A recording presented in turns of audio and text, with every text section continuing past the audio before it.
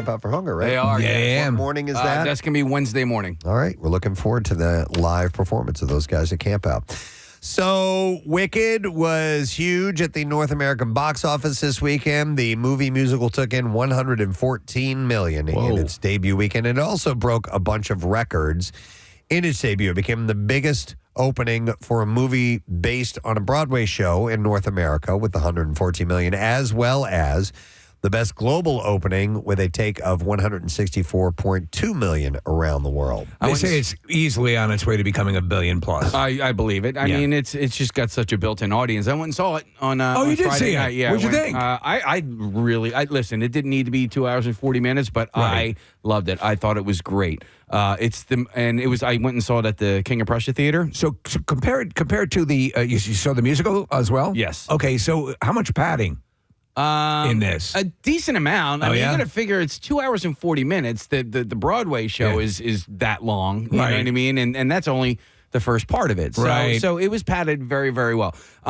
It was packed at that theater on a Friday night. Now, I haven't been to that movie theater on a Friday, and I usually be going like Tuesday or Wednesdays or whatever, but like it is the most crowded I had ever seen it. Was it a sing-along screening or just a regular? No, it was just a regular screening. But there was definitely some chatter going on in the audience. And as a matter of fact, the lady who sat to my right, and I was on the end, like, this is what I heard during some of the biggest numbers. I'm like, lady, you do not need to be going balls deep into your popcorn at every really important time in the movie. But I thought she was eating paper. Dude, I couldn't believe how much sound she was making. And like repeatedly, I was like, how much popcorn could possibly be left in that bag? Well, she was within her right. She wasn't doing anything outlandish. It seemed a little outlandish, Steve. I guarantee you, like if it was you. If she was lighting road flares, I could see a complaint. But she was eating popcorn in the theater. But I get it. I understand. The other big movie that came out this weekend, Gladiator 2, took second place with a solid $55.5 million in its debut. So that's big enough to be a huge success. So is this the Barbenheimer pairing, the Gladiator? Maybe. Yeah. I didn't think about that. It could be. Counter programming to Wicked. Red One placed third. Bonifer, Pastor, Spy Assassin took fourth place. And then Venom, The Last Dance, stuck around for the top five. It's still bringing it in. Jesus. Absolutely. All right, so some entertainment stories. We'll start with this one. Jason and Kylie Kelsey are expanding their family again. They announced on Instagram that they are expecting their fourth daughter, sharing a playful photo of the three current daughters, Wyatt, Elouette, and Bennett. I forget what I was watching, but the Kelsey brothers were every other commercial and every commercial break, and it was for Cinnamon Toast Crunch. I actually watched that. I thought it was pretty good. It was a commercial. But I mean, it was on 200 times. So the photo has Wyatt, who's the oldest, had a not again look on her face, and the youngest, Bennett, was crying, and they weren't happy tears either. Kylie joined in the caption saying, I feel like we captured a very accurate representation of how each of the girls feels about getting another sister. At least Ellie, Mom, and Dad are on the same page. They're adorable. So they welcomed their daughters in 2019, 2021, and 2023, respectively. While the due date for the new edition hasn't been revealed, Kylie's recent social media post suggests that it's still a few months away. Fans, including Taylor Swift and Donna Kelsey, join in celebrating in the exciting news online. I remember when I was a kid, my mother, one of my fondest memories of my mother was she, took me into the living room and we sat down on the couch. She said, "You're going to be a big brother." Really? Yeah. That? I do remember that. Absolutely, awesome. yeah. That's cool. Mike Tyson has been offered $125,000 to host a Christmas party in Las Vegas wearing chaps and a banana hammock. That would be a party I'd go to just to see that. This follows his viral moment during the Netflix fight on November 15th. Kings of Hustler, a male review in Sin City, extended the proposal with general manager Britney Rose saying, "We think that Mike, his playful side, is exactly what our cowboy Christmas party needs. We're offering him the opportunity to have fun with a hefty sum, $100,000 plus $25,000 just for accepting." The club is known for pushing the boundaries, and they believe that Tyson's presence would make the event unforgettable. And this isn't the only offer that Mike has received since his not safe for work moment. Cam Soda, an adult website, also reportedly offered him $250,000 for an hour-long appearance to flaunt his now famous buns again. So I'm thinking Mike might take some of these guys up on this. Why stuff. not? It's easy money. It's incredibly easy. I saw a sweater, a Christmas sweater that's his ass. That picture. Already? I forget. Like, look at my ass or something like that. That's great. Yeah. I wasn't watching Already. the fight, but I texted my son about it, and he just his reply was, "Did you see Mike Tyson's butt?" And I was like, "Well, no." And then obviously it was all over the internet. By the way, is are assless chaps, is that redundant? Aren't all chaps Yes. atlas? Yeah. Okay. Yeah, they go on the outside of your pants. Right. So anytime you wear chaps, they are inherently assless. Pretty much assless. Gotcha. Yeah. So, but it's fun to say. Yes. Yeah. Assless chaps. This was sad news to see. Chuck Woolery, best known for hosting Wheel of Fortune and Love Connection, passed away on Saturday. He was 83 years old. He died at his home in Texas with his wife present. Chuck was born in Ashland, Kentucky, and found early success in the music world after serving a stint in the U.S. Navy. In 1968, he scored a top 40 hit with the song Naturally Stoned as part of a pop group called the Avant Garde. I don't remember. I wasn't familiar with this group. Yeah, I didn't realize it was part of his deal. I know him only as a game show host. After failing to follow up the success as a solo artist, Woolery turned to acting in the 1970s.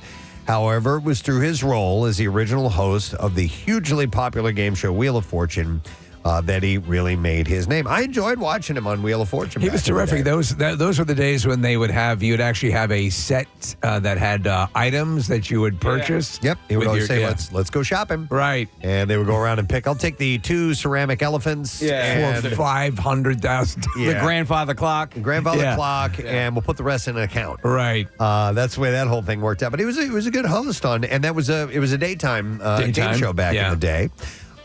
So Connection. Wheel of Fortune really is what made his name popular. And the NBC show, which premiered in 1975, earned him a Daytime Emmy nomination.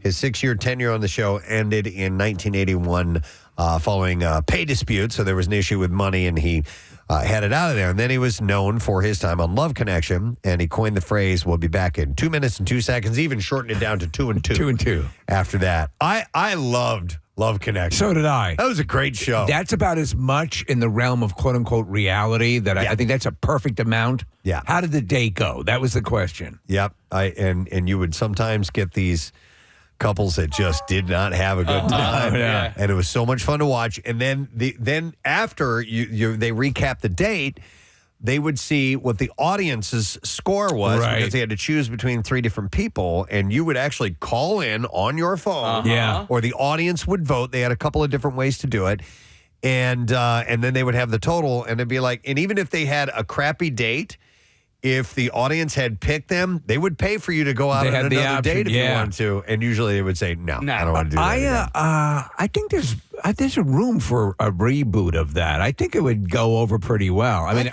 are we just so past that now? I'm wondering. It's such small bites. It's like you don't have to get involved in a season-long bachelor thing. It's little chunks, little morsels. But the interesting thing about that, Steve, is we're so used to reality shows now where they follow you around and show everything. Yeah. The one of the charms about Love Connection was the retelling of how the date went, and 2 completely different stories on how it went. You didn't have video evidence, proof of, no, here's what really happened. Yeah. That was the charm. This person said this and this person said that, and then you had to figure out who was embellishing. And it was a fun show. I did enjoy it. Across his career, he hosted several other shows, including Scrabble and my personal favorite, Lingo, which is a little-known show. I was a fan. And I think part of the reason I liked that show so much was because, I have an ASMR, and they had this bag that you would reach into that was full of these balls, the Lingo balls. The ball bag. And when they were reaching the ball bag, it would make this kind of this noise. Oh, really? And I loved it. Lingo. But it was also a Scrabble type game, and I like those types of I like word games. I don't think I remember Lingo. Yeah, Lingo was a fun game. It was on during the day. It was on Game Show Network, I believe, and it was short lived, but and he was Chuck Woolery. He was smooth. you know? He was inducted into the American TV Game Show Hall of Fame in 2007. If Kathy were here, she would tell you about the night that he came to the Sixers game, and he was apparently flirting with and hitting on everybody. Right. But she said he was really charming, and everybody enjoyed him being there. So sad news, but a long life, 83 years old. Henry Winkler has revealed that he stopped his daughter, Zoe Winkler, from joining 2 different reality TV projects back in the day. And he says at one point she was potentially going to join The Bachelorette, as well as the VH1 show Quarter Life Crisis. And he talked about his time, that time in his life with Zoe on his podcast. And Zoe had asked him if he remembered stopping her, and he did. He said, "We put a stop to that, and only for your protection." And I love this story. He said apparently a producer flew out to Henry's house and met him, and Henry politely told him that he was wasting his time. He said, "It is so lovely that you were here. I can suggest some really good restaurants, but my daughter is not doing your show." That's a very Henry Winkler way to thing decline. To say. Yeah. So Zoe went on to become a teacher, which she says was the best job, and what she said was always wanted to really do. I was watching an interview with Ron Howard this was from a couple of years ago, but he was talking about his relationship with Henry Winkler. And so Ron Howard was the star of Happy Days when the series first premiered. And then, of course, Fonzie took off. Yeah. And he says, like, from the get-go, Henry Winkler was like, "This is you. This, I apologetic. Yes, and always kept his even keel about it. He is godfather to all of Ron Howard's kids. Wow. A, and then B, Ron Howard takes, if you want to talk about clear thinking, he says, were he to have stayed on the show at the way he was and stayed the star, he might never have been as aggressive as he was going after directing. Okay. Which turned out to be the right path. Absolutely. So that's a little bit of clarity there. Yeah, worked out the way it was supposed to. Well, American Idol finalist Caleb Ferguson found out his punishment Friday for a fatal 2022 crash. Last week, he pled guilty to a felony driving under the influence charge where death results, and the sentence, 8 years in jail. They actually, at the last minute, the judge did a pretty smart thing. He said, "Name me one American Idol winner that isn't Kelly Clarkson." And he couldn't. So 5 of those years will be behind bars before serving the next 3 years in home detention. He'll also serve 5 years of probation after his release, attend mental health and substance abuse counseling, pay $15,000 fine, and undergo random drug and alcohol testing. He was arrested 2 years ago when he drove his pickup truck into a building, killing a man inside.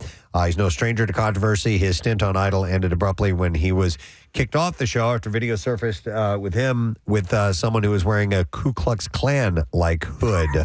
That never ends up. Yeah. Well, I've sung for the Klan. Right. They should start a prison now for reality stars. You have Crisley, right? Got to be enough, right? At this point. Yeah, there's got to be enough. There has to be enough to do a reality show prison. Yep. You have to appreciate a husband who defends his wife. Gabby Sidibe's husband, Brandon Frankel, posted a casual photo of the actress at home with her toddler twins last weekend, and leave it to some internet rando to ruin the good vibes with a stupid comment. They wrote, "Gabby, I know you got babies now, but keep it sexy. You're looking homeless, respectfully." What? Yeah. What? And they spelled homeless Y-O-U-R, and Gabby's husband was not going to let it slide. In 2 consecutive replies, he wrote, "Disrespectfully, I know you ain't talking." In the second, he instructed the commenter to, quote, "Go find a therapist ASAP. You're unwell," before also correcting the grammar. And he wrote, "And it's your, Y-O-U''R-E, genius." Days later, Gabby herself entered the chat, and she wrote, "OS. I was not even aware of this exchange. My man knows I like to mind my business about what people say about me, and he gathers and keeps it to himself. A considerate king," she said. So he's backing her up. Idris Elba is apparently joining the Masters of the Universe movie. Yeah. The actor reportedly played Duncan, also known as Man-at-Arms. What? The movie is being directed by Travis Knight. For Sorry, my nose is running like crazy. I remember the Dolph Lundgren one. So I was never, the Masters of the Universe I was I'd too gone old. past that. Yeah. So, but who is Duncan in the movie? He's kind of like the second in command. I don't remember who played Man at Arms. He was in Prince that Adams movie. / He-Man's sidekick. He helped get a lot of stuff done. So when the movie was fairly terrible, Steve, but the cartoon. For me, that's canon. Yeah. And I played with all the He-Man toys when I was a kid. I watched the cartoon religiously. And Man at Arms. He-Man wouldn't have got nearly as much stuff done without Man at Arms. Right. Yeah, he was an important part. Yeah. I don't remember who played him in that Dolph Lundgren movie, though, Steve. It I doesn't remember matter. Billy Barty was the little wizard character. Orko? Yes, that's it. He's one of the good guys and is a weapons master as well as a combat instructor to the royal family. The character was told by the king to create an elite strike force, which he decides to call the Masters of the Universe. He's also a notary. The movie will also star Alison Brie as Evelyn, Nicholas Galitzine as He-Man, and Camila Mendez as Tila. Courtney Cox was, I guess. Was she in it? She was in She the was in that Dolph Lundgren yeah. movie, yep.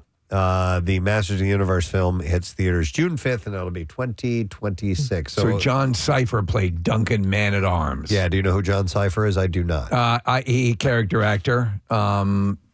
Yeah, that's about all I know about In him. that first He-Man movie, didn't they ended up on Earth, right? And Yes. that's how Courtney Cox Never got saw involved. it. Yep. Yeah, you're not missing anything, Case. Yeah, there was some kind of dimensional travel thing that the wizard guy had him do or something. I don't know. Some kind of Frank Langella was in it, your favorite actor. Oh, was he? Played Skeletor. Oh, my God. Wow.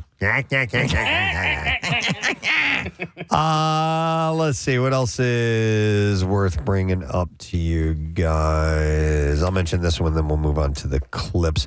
Brad Pitt and George Clooney fans, their film Wolves will not have a sequel. The action comedy is far and away the most viewed feature film ever released on Apple TV Plus, and it was supposed to have a follow-up, but director John Watts bailed. What? John Watts bailed on the idea, and he told Deadline, I showed Apple my final cut of Wolves early this year. They were extremely enthusiastic about it and immediately commissioned me to start writing a sequel. But their last-minute shift from a promised wide theatrical release to a streaming release was a total surprise. And he asked them at the time to not announce that he was working on a sequel, but they did so anyway. And he said, and so I quietly returned the money they gave me for the sequel. But the truth is that Apple didn't cancel the Wolf sequel. I did because I no longer trusted them as a creative partner. So I'm surprised that they that's the big movie for them because the people I know that saw it said it was okay. Yeah. Did you see But it? I I guess maybe just with the star power. Star power? They all Yeah. tune in to George and Brad. So, yeah, I haven't seen it, so I don't have Which one of them plays Man at Arms? take Neither on of them, which is surprising. Yeah. All right, we got some clips to play. Bad Sisters follows the unfolding of a highly emotional bond between various sisters. To have chemistry on the screen is one thing, but having a bond in real life is even more enjoyable. And in this clip, Fiona Shaw shares her experience with the teamwork on the set of season 2. Acting, the character doesn't exist on its own. The pleasure has been that you're playing in a concert of other actors. And that has been the daring pleasure of this show, because we wouldn't be able to do the outrageous things we did unless we all were able to do them. We're a long gone way. Couldn't have said it better myself. Bad Sisters season 2 is streaming now on Apple TV Plus. Here's our next clip. The new film here taps into the energy that fills one home when multiple families cycle in and out of it. The emotional film is for everyone because in this clip, Robin Wright emphasizes that everyone learns a message from the story. And it's a reflection for everybody to say, listen, we're all the same. Because it is what Bob calls it. He said it's a meditation on mortality. In the most beautiful sense of that everything passes. And we all experience that. And that's what this movie's about. I done pass a miss alive. Everything passes, like she said there. She's quoting Robin Wright. That's it. Here is in theaters now. And that's what I have for you in the entertainment report this morning. Sun's out. Ah, good. Sun's out, guns out. Everybody take your shirt off. All right. We have some interesting things going on today. If you're just tuning in, we're light show members. Kathy is out today. Marissa is out as well. This is news to us, so we're kind of running a little behind. And I feel horrible. I got a runny nose and sinus pressure and a goddamn headache. How you doing today? Yeah. How's your day? How's your Monday going? You never see them like on the Chipper, Good Morning America, Today Show. I feel like crap. Sometimes you just You have to. We muscle through it from time to time, and I just feel lousy today. Well, people can hear you sniffling, so they know you're sick. Why try to keep it from them? I know. I need some Dayquil. I meant to take some. Oh, man. Right before I left home today. I have a bell. Yep. Okay. That'll Does that help? No. No? That Damn it. doesn't help at all. Maybe I can send one of our interns to go get me some. I don't know. Anyway, we have a couple things going on. We got an announcement that we're going to bring forth the information to on around the Bizarre File time, around 8 o'clock-ish. We'll do that. Charity mention coming up that time, too. And our buddy Michael Klein, Philadelphia Inquirer, some food-related things, special thing that they have set up through the Inquirer that he's going to tell you about. We might also have some information about food trucks and fireworks in conjunction with Mr. Klein stopping by this morning, too. So kind of wanted Marissa to be here for that because she's the one who cultivated all of our food trucks. But we have the info, so maybe we can pass that along. She's the foodie. So we'll take a break. We'll come back in a second, and we'll make Monday morning move along a little bit better. So stay put. We'll be back in a second. Preston. The album, The Bitter Truth, which is finally out. And I wanted to ask you about that because you were talking about this album. I mean, was it done already, like in 2019? I mean, in the can and ready to go or close to it? No, not at all. Oh, okay. We really wrote most of it last year. Yeah, during everything. All right, then I had read that you had asked, you wanted people to hear it at that point, so I read something incorrect. Oddly enough, there was some misinformation that I found on the web. Weird. Yeah. Well, we started it a while back. We'd been working in bits and pieces through 2019 in between tours. We just sort of started putting time aside when we were all together. We live all over the world. All over the country, and now we have a member who lives in Germany, Jen, who we've been away from since before the pandemic. She's been with us remotely on this thing since the first 4 songs, but we made it happen. We really did. It's such a believe it. Hallelujah. No, it's very cool, and honestly, the entire world has gone through a maelstrom of stuff. Obviously with the COVID and all that stuff. And then you guys have also, all of you at some level, been dealing with personal crises. And, here you are at this end of it, releasing music into the world, connecting with people and what you love doing. Is there just a big sigh of relief now that it's out there? I can't imagine what that process is like and what you're currently experiencing.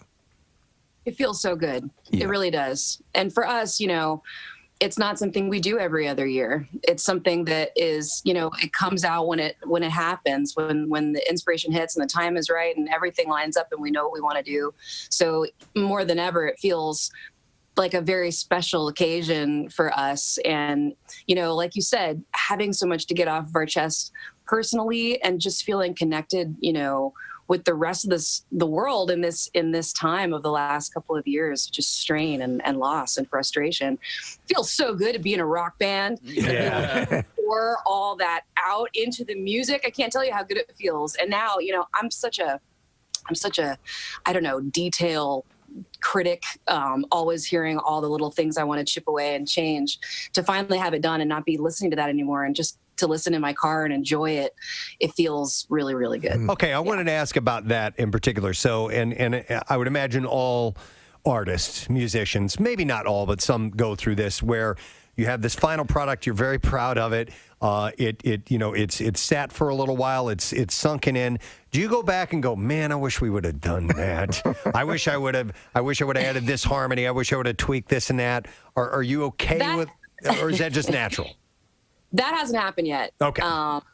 I don't think that about the new stuff. It's funny. I'm hearing so many little things when there's still the chance to change it. I'm hearing this and that and this and I don't know and maybe this and one more of this and we need more background vocals and all that. But then once it's done, finally stepping away, I'm like, I don't even remember all the details I was honing in on anymore. It just sounds great. Yeah, you know what, and that's why I would be a lousy producer or anything in that position, because you constantly want to be changing and tweaking and doing this and that. You had Nick Raskuletis as your producer, one of the best rock guy that there is to it. And, yes. And does he tell me about your working with him and what that experience is like?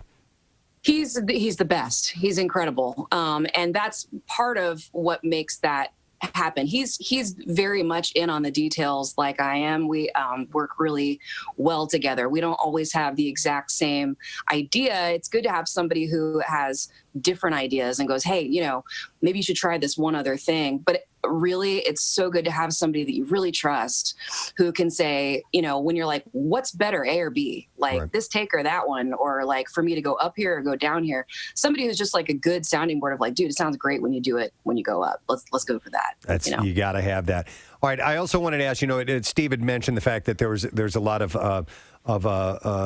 there's a lot of message you're getting across with this music. There's a lot of things happening. You mentioned a lot of tragedy. There's some good things too, but I wanted to ask you on a personal note. When I will sometimes listen to songs for years and have no idea what the artist was the message that they were trying to get through in this song. Now, I may love the melody and the harmonies and the rhythm and all that stuff, and I like the song, but don't really know what it's about.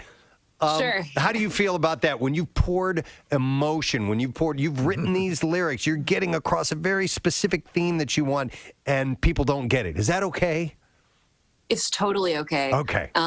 Honestly, I write in a way that is very cathartic for me. And in some of these songs, I hear what I'm saying, and I'm like, there's no way anybody can hear this other than exactly what I mean. But there is. And something that's really beautiful about art and music is when people can take it and apply it to their own life, for their own particular personal experience, what they're going through, and let it be that for them.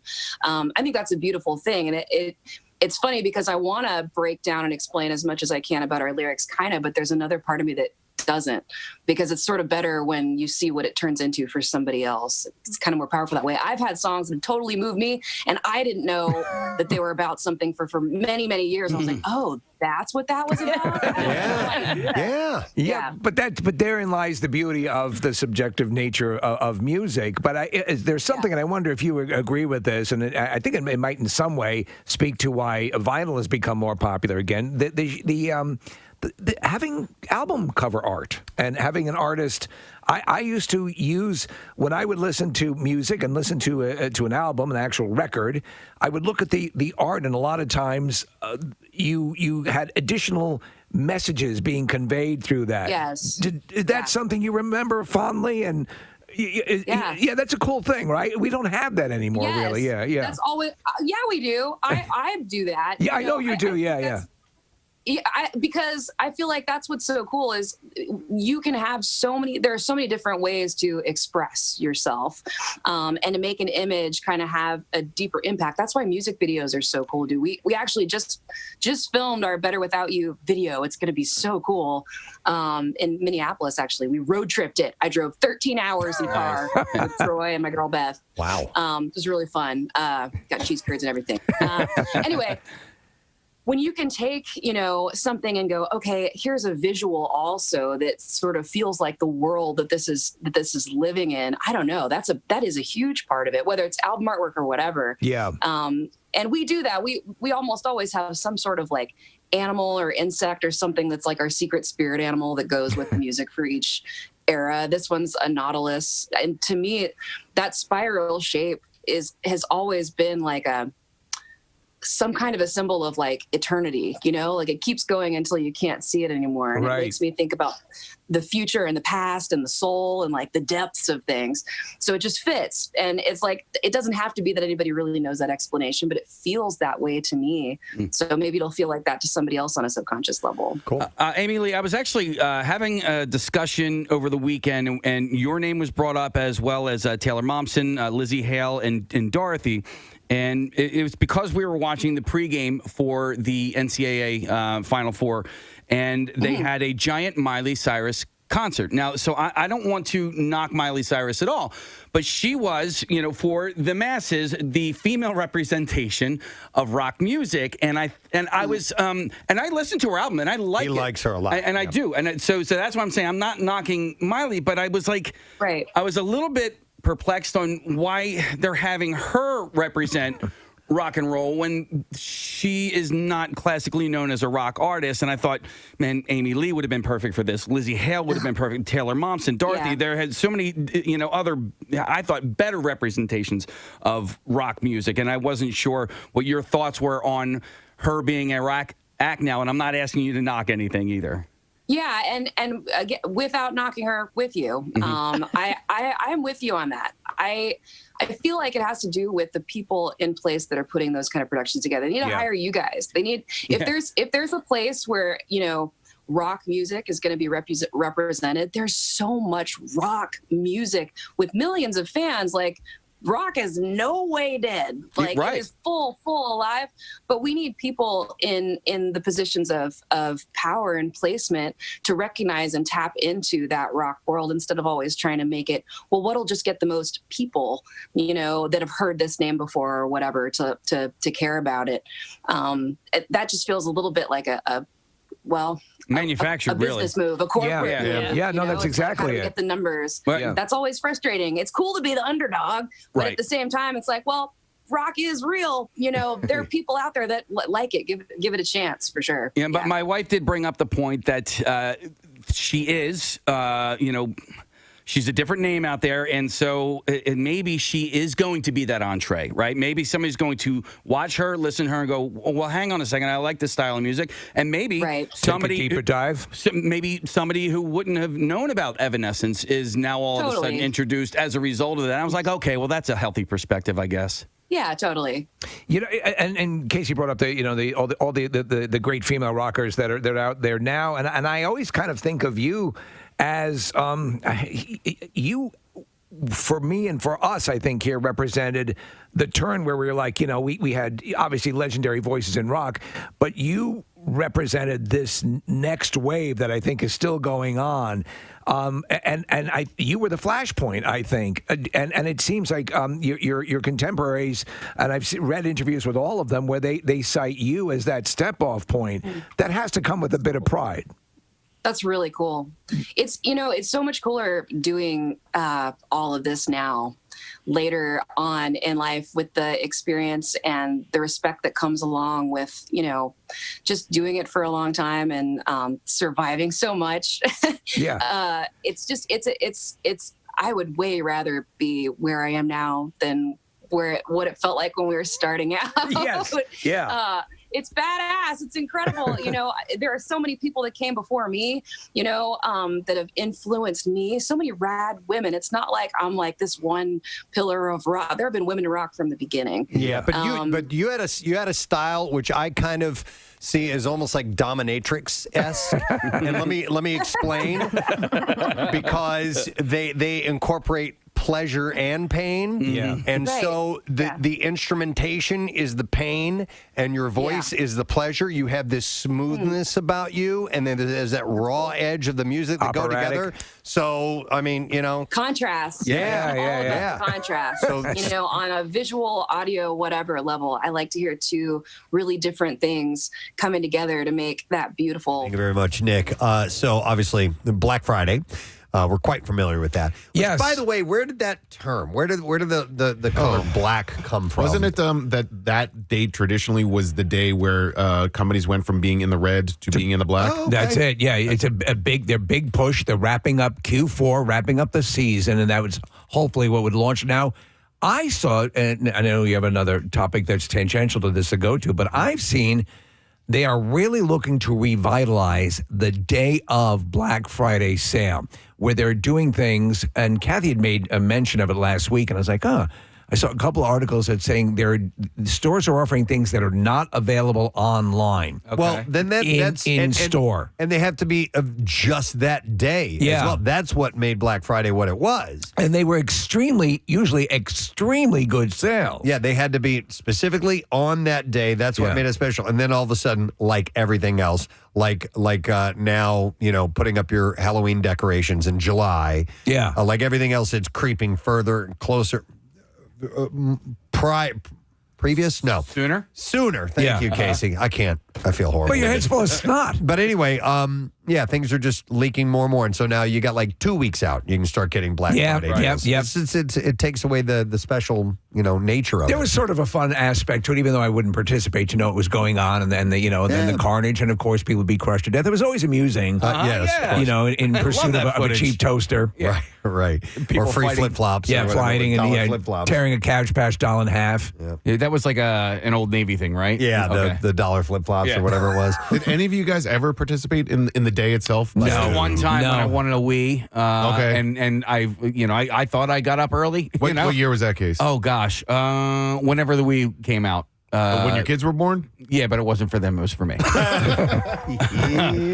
So I want to say it was somewhere between 2007 and 2010, something along those lines. But I thought I had gotten up early. I think I might have gotten up at like 3. I got to the Circuit City in Marple. Dude, you were too late. I was way too late. I mean, there were hundreds of people. We would already. report. We would report on people going and setting up tents the night before. Man, it never had any appeal to me. And I understand that people are looking for deals and stuff, but to me, Black Friday was a day off after Thanksgiving. You could sleep in and enjoy, the third round of turkey or whatever. For years we couldn't because we had to work. The thing used to be and I really liked this GM, but she was sure that was the most listened to day of the year, Black Friday. And it's like, no, most people are often sleeping off their meals. Yep. So we would actually do a show on Black Friday. So we were checking in with people who were in line and stuff like that. We did do that. But there's another phenomenon which I was not familiar with until yesterday. I saw this story. It's called Brown Friday. Brown Friday. Yeah. So my mind reels. I know. The day after Thanksgiving is known as Brown Friday because apparently that is the day when the most plumbing problems happen. In the calendar year? In the calendar year. Wow. So this is through different agencies have corroborated that Brown Friday is legit, and that yes, it sounds that way because your toilets get backed up and there's poop and all of that. Dude, I talk about it in the Horizon, commercials. Yep. The terror of something happening, especially a lot of times people have family in. Yeah. And if your toilets go south, it is a level of hell you can't imagine. In fact, you'd prefer hell. Well, part of the reason that toilets go bad is because there's so many people, staying in one residence and cohabitating for a couple of days together. So this was research done by Yelp's trend expert, Tara Lewis.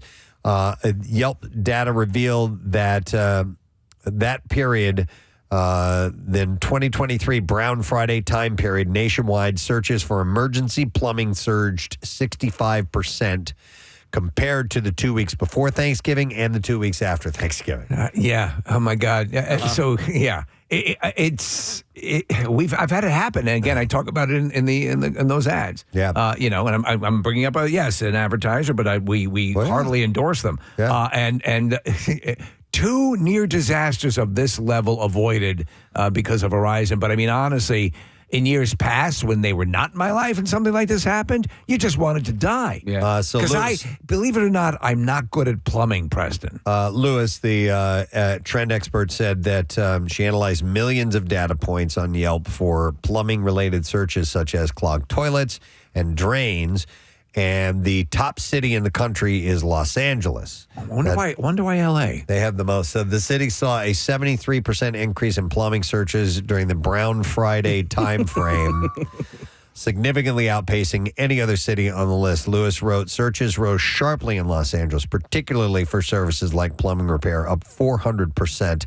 Also, affordable plumbing was up 300%, drain clearing services up 175%, and emergency plumbing up 100%. We in Philadelphia have ranked in the top 20. Man. For Brown Friday issues, we're number 19 on the list. I actually thought we would have been higher because we are an older city with older pipes. Yeah. And that therein lies the problem. No, the top ones aren't older. Los Angeles, Miami, Nashville, Sacramento, Baltimore. Surprising. That's an older one. So plumbing companies. Did they mention what kind of consistency of poop each area has? They did not. No? They did not, say whether it was firm or loose. Right. Or any of that. Just by sheer volume. Probably a lot of corn in there. You would think so. Yeah. I mean, around Thanksgiving, people are having String bean corn. casserole, which tends to mesh up. So it's the plumbing company said that it is the busiest day of the year for them, with incoming calls increasing 50% above the average Friday. Did you ever have a toilet back up? Oh yeah, we had one time. It was a real problem. So I came home from work one day and Rochelle had ripped the toilet out from the floor, and that's when I found out that there's a wax seal under there. I didn't know that. Right, yeah. And so she had it wasn't because we had a clogged toilet. Maybe it was flushing as well. So while I was at work, she pulled up the toilet and she said, we need to replace the wax seal. And we had the toilet out of the front yard. And which is just classy, right? So we took a hose through it, and we found some stuff in there. There was a turd that was stuck in there. Wow. Okay. But there was that's one you have to mount. I think there might have been a toothbrush. Yeah. And I want to say, it wasn't a tennis ball, was it? No. There was something else that was stuck in there. I don't remember what it was. But we were surprised, extremely surprised. And I don't think it was from us. I think it might have been the previous owner. It was in the pipe? It was in the toilet itself. Wow. Yeah. A tennis ball. We had to, I think. There was a pump house near my house where I guess all of the neighborhood stuff gets flushed through. And anyway, I know the guy who had to go and clean this thing out, and he said this is what got flushed down toilets: baseballs, lacrosse balls, like all sorts of stuff that you didn't even think could fit. So I remember for a while there was a brand of toilet that basically would have a commercial where they were showing the force, the power of this, and they would do things like golf balls and things of that nature to show. But how in the F I don't know. do you get like a hard bowl? Yeah. We had to change the toilet down the shore, and because it just wasn't flushing, and I thought it was okay. So the toilet is the issue, right? So we cleaned out we took the whole thing off, Took out the toothbrush, the turd, and the tennis ball. What ended up being the issue, and we didn't need a whole new toilet, but we got one anyway, was that little springy thing that holds the toilet paper in place. Yeah. That actually had fallen into the toilet, and that's what was causing the issue. So every time I plunged, it didn't do anything because it was just stuck there. But the toilet down here on the fourth floor going down towards the Fanatics studios? Yeah. That toilet gets clogged, I would say 2 to 3 times a week. No kidding. I'm like, is it the same guy? Is it the same dude? I firmly believe there are some people who are toilet wreckers. Yeah. Who maybe whatever, and we talk about jokingly about consistency or whatever, if they're crapping Adobe or something. Or they're not flushing. Or they're not flushing properly. They do a half flush. But they're just toilet killers. If you wipe more than twice, like give it a little courtesy flush, because it's just going to get clogged, and it happens so often. I'm like, all right, what am I walking into today? And sure enough, it's full. It's like they're building a Bailey bridge in the toilet. It's like, yeah, I have come in a couple times and seen like a good portion of the toilet roll in the toilet. It's like, a lot of the times it is the overuse of toilet paper. It is. The worst feeling in the world is when you flush. oh yeah, And you start to see it rise, and it's like, oh no. Yep. So where my kids' bathroom, it happens quite a bit. Like, guys, if the toilet's clogged, you can either A, plunge it your freaking self, or let me know. You don't just keep going on top of it. I have the nuclear the toilet plunger that looks like an accordion almost. Yeah. It's almost it's a little conical shape. Yeah, I but got one of those. Man, that sucker works. And in those moments where the water's rising to near, broaching levels. There's one that I saw on Instagram the other day, which was kind of interesting looking at. It's got this, it's hard to look. It almost looks like a bird's beak or something like that. Okay. And it will go down and completely wedge itself into the hole in the toilet. And then you have a pump almost like you would see on a bicycle pump. Okay. On the end. Oh. And you just bang, and it like pushes, shotguns through? Yeah, it forces air down through there. Okay, so it forces it down. It's not sucking it up. Exactly. Okay. Yeah, so Blows it on through. that one was kind of interesting. Yeah, to give my druthers, I'd prefer to blow it through than to bring it back up out. All right, so Okay, is this it, Preston? Yeah, that's it. We're looking at a picture of it right now. Yeah. It's called the high pressure toilet unblock shot toilet pipe plunger high pressure toilet unblock a shot stainless steel toilet snake high pressure air drain clog remover plumbing tool in that's red. so easy to say. Yes. Do you ever? Do you have the high pressure toilet unblock shot toilet pipe plunger high pressure toilet unblock a shot stainless steel toilet snake high pressure air drain clog remover plumbing tool in black? No, I'm sorry. So we only have the high pressure toilet unblock shot toilet pipe plunger high pressure toilet unblock a shot stainless steel toilet snake high pressure air drain clog remover plumbing tool in red. The reason I asked is because my neighbor has the high pressure toilet unblock shot toilet pipe plunger high pressure toilet unblock a shot stainless steel toilet snake high pressure air drain clog remover without the plumbing tool in blue. Oh, well, for special order, we do have the high pressure toilet unblock shot toilet pipe plunger high pressure toilet block a shot stainless steel toilet snake high pressure air drain clog remover plumbing tool in plaid. Oh, man, but All right, it's done. football season, so I really would like the high pressure toilet unblock shot. I can't do this. In green. By the way, why does Amazon, is that all for the searching function? Yeah.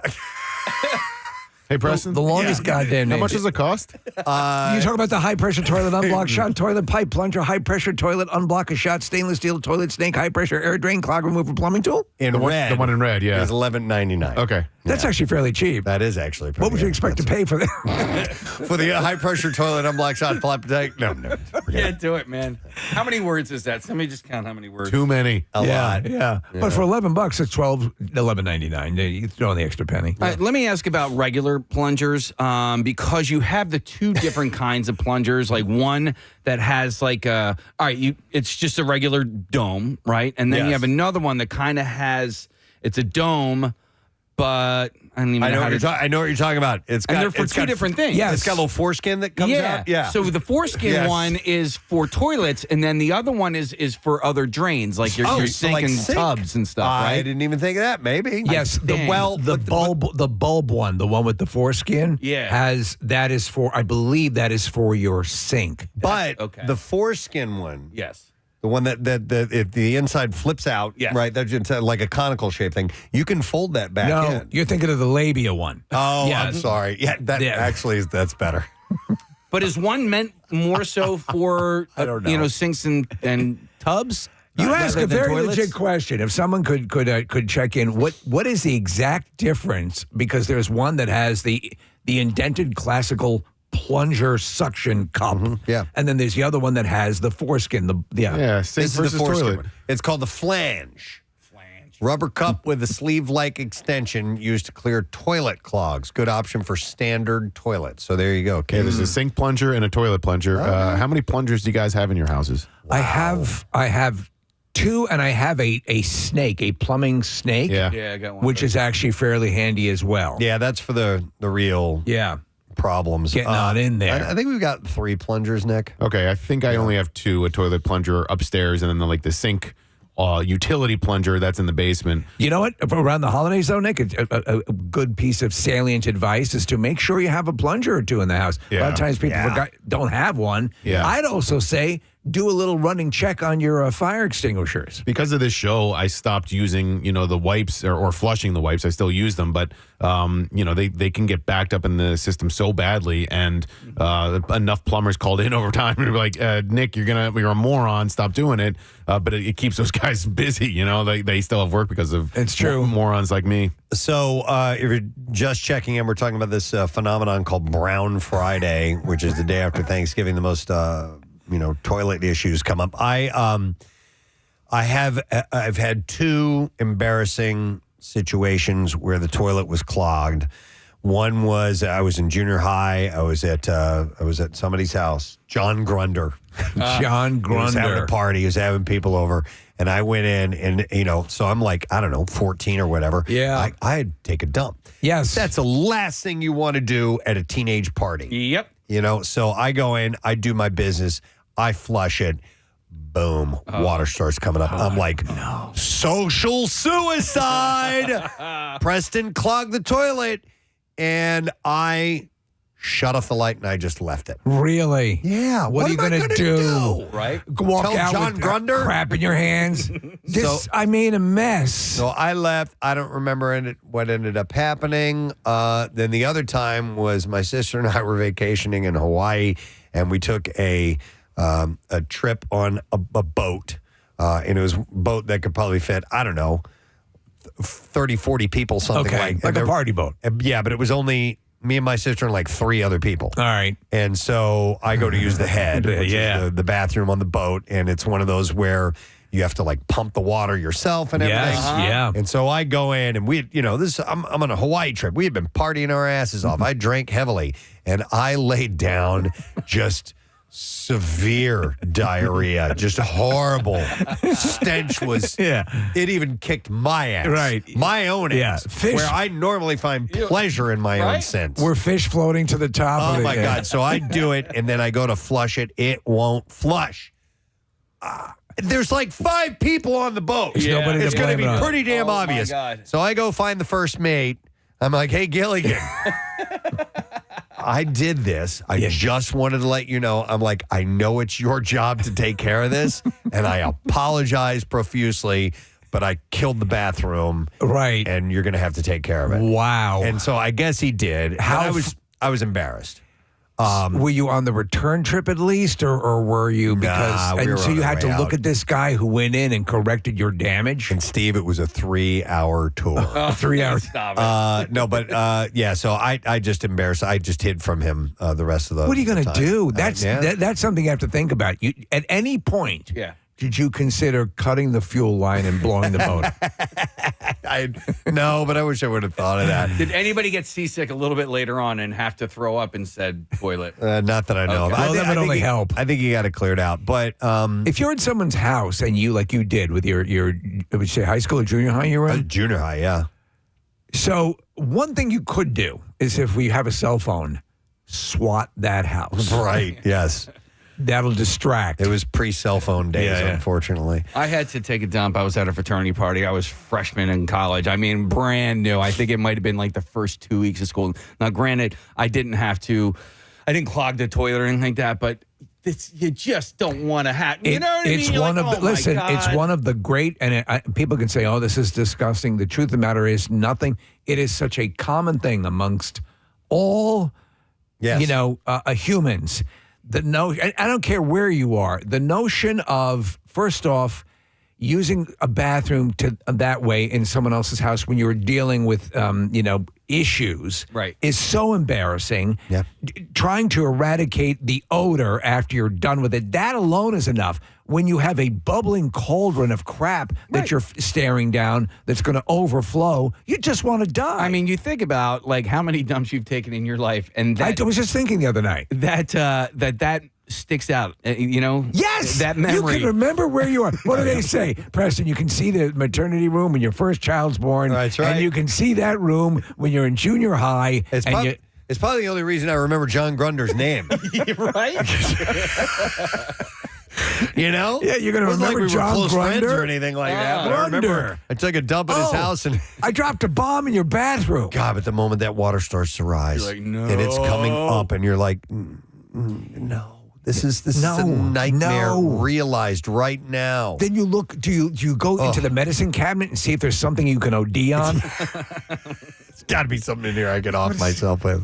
Can you OD on Midol? By the way, so often is the case with these, with Brown Friday, as they call it, is that a house already has partially clogged drains that go unnoticed until holiday guests arrive and then overwhelm the system. So, okay, so interesting. So in a normal case, if you have a toilet, say on the second floor, overflows, that is indication of an extenuating circumstance, perhaps somewhere else in the house. Oh, I don't know. Okay. I don't think it works that way. All right. But I'm not sure. We had a weird thing going on in our house. I talked about it in one of the commercials. There was this whistling through the toilets in the house. Really? Like a high-pitched whistle. When it was being flushed or No. just really? Yeah. That happens in the bathtub in my my bedroom. Oh, if Really? anybody knows what that is, please call us right now. A whistling coming from your plumbing. The guy from Horizon again came by and had it fixed in 20 minutes. Yeah. But I forgot what he said, but it was the weirdest damn thing. One of our Horizon guys one time, because we had a clogged sink that they came in to fix, had spoken to me about the how important airflow is. Yeah. For plumbing. I think that's what this had to do with. And that's why you have these vents going up out of the roof of your house. Poop shoots. That they are. But it is because of the physics of the way hydrodynamics work and the way water flows. And if you don't have air, it's like when you fill up water in a bottle, say like in a swimming pool, and you turn the bottle upside down, you pull it up and water stays in it if it's still, partially submerged. Yeah. It has to do with those type of physics. And if you don't have proper airflow, then you're going to get clogs and stuff like that. So that's something to consider as well. By You're the way, saying go to the bathroom in the pool. probably a good idea to use the pool if you have that. You may be closed, but around Thanksgiving. But also, their sink drain clogging is a big thing too, and that has to do a lot of times with food. So hot drippings may be in liquid form when poured down the drain, but the liquid will solidify like candle wax once it cools down inside the pipe. So you want to avoid that. Rice and pasta swell when they're introduced to water, and they'll break down into a starchy gel and clog the pipes. So what you want to do, if you toss in some poultry skin and dressing and vegetable peels and a bone or two, you've got a sewer or a drain clog of monumental proportions.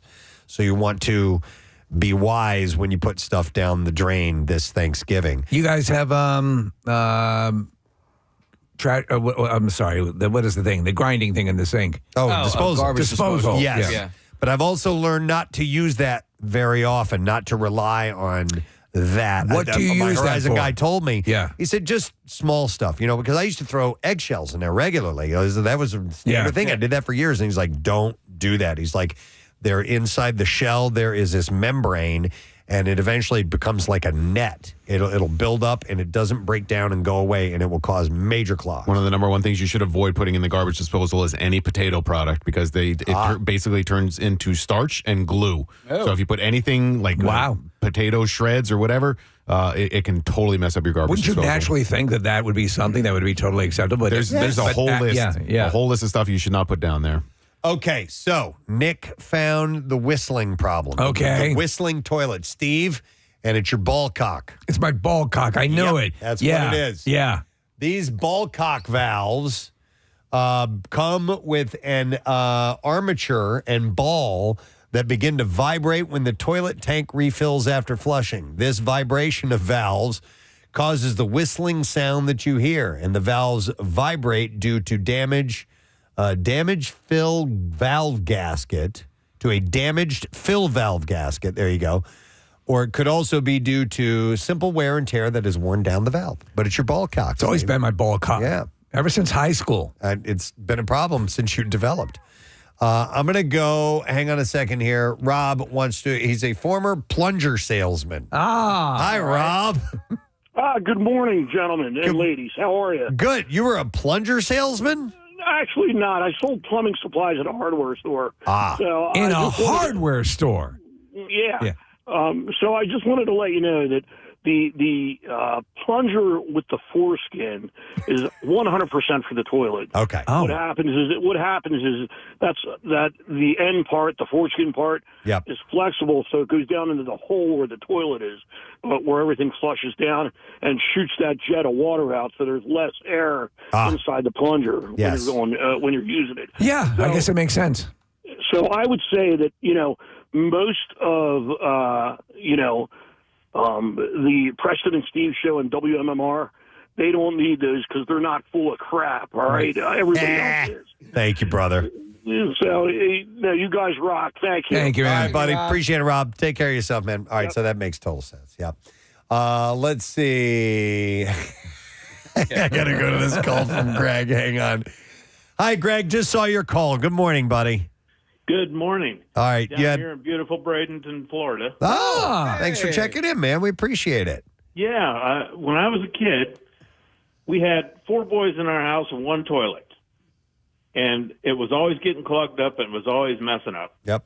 Dad finally had it one Saturday morning. He'd had enough. He got pissed off. He took the toilet off, cleaned it out, put it in the back of the truck of the 54 Ford, drove down to the supply yard with a Sluggo, and he proceeded to tell the guy that it was a malfunction. It was something wrong with his toilet. It doesn't work. The guy didn't believe him. So he took the Sluggo out, busted it in half, and showed him where the mold in the neck of it was not opened up all the way. So he was right. He got a new toilet. Wow. So he broke it open with a sledgehammer to prove to this He busted guy. it right there in front of the store, in front of God and everybody. It was funny as hell. Now, why? So why did the guy give him a free toilet? I mean, like, is it mold your own problem?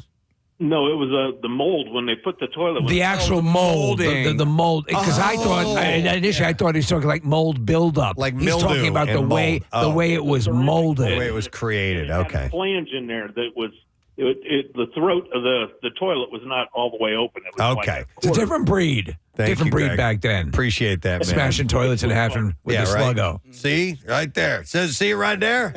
I'm going to kill you and your family if you don't give me a new toilet. They're not that expensive, though. Toilets? Yeah, and surprisingly not difficult to install and take out as well. I mean, Rochelle did it, right? Yeah. She did. Yep.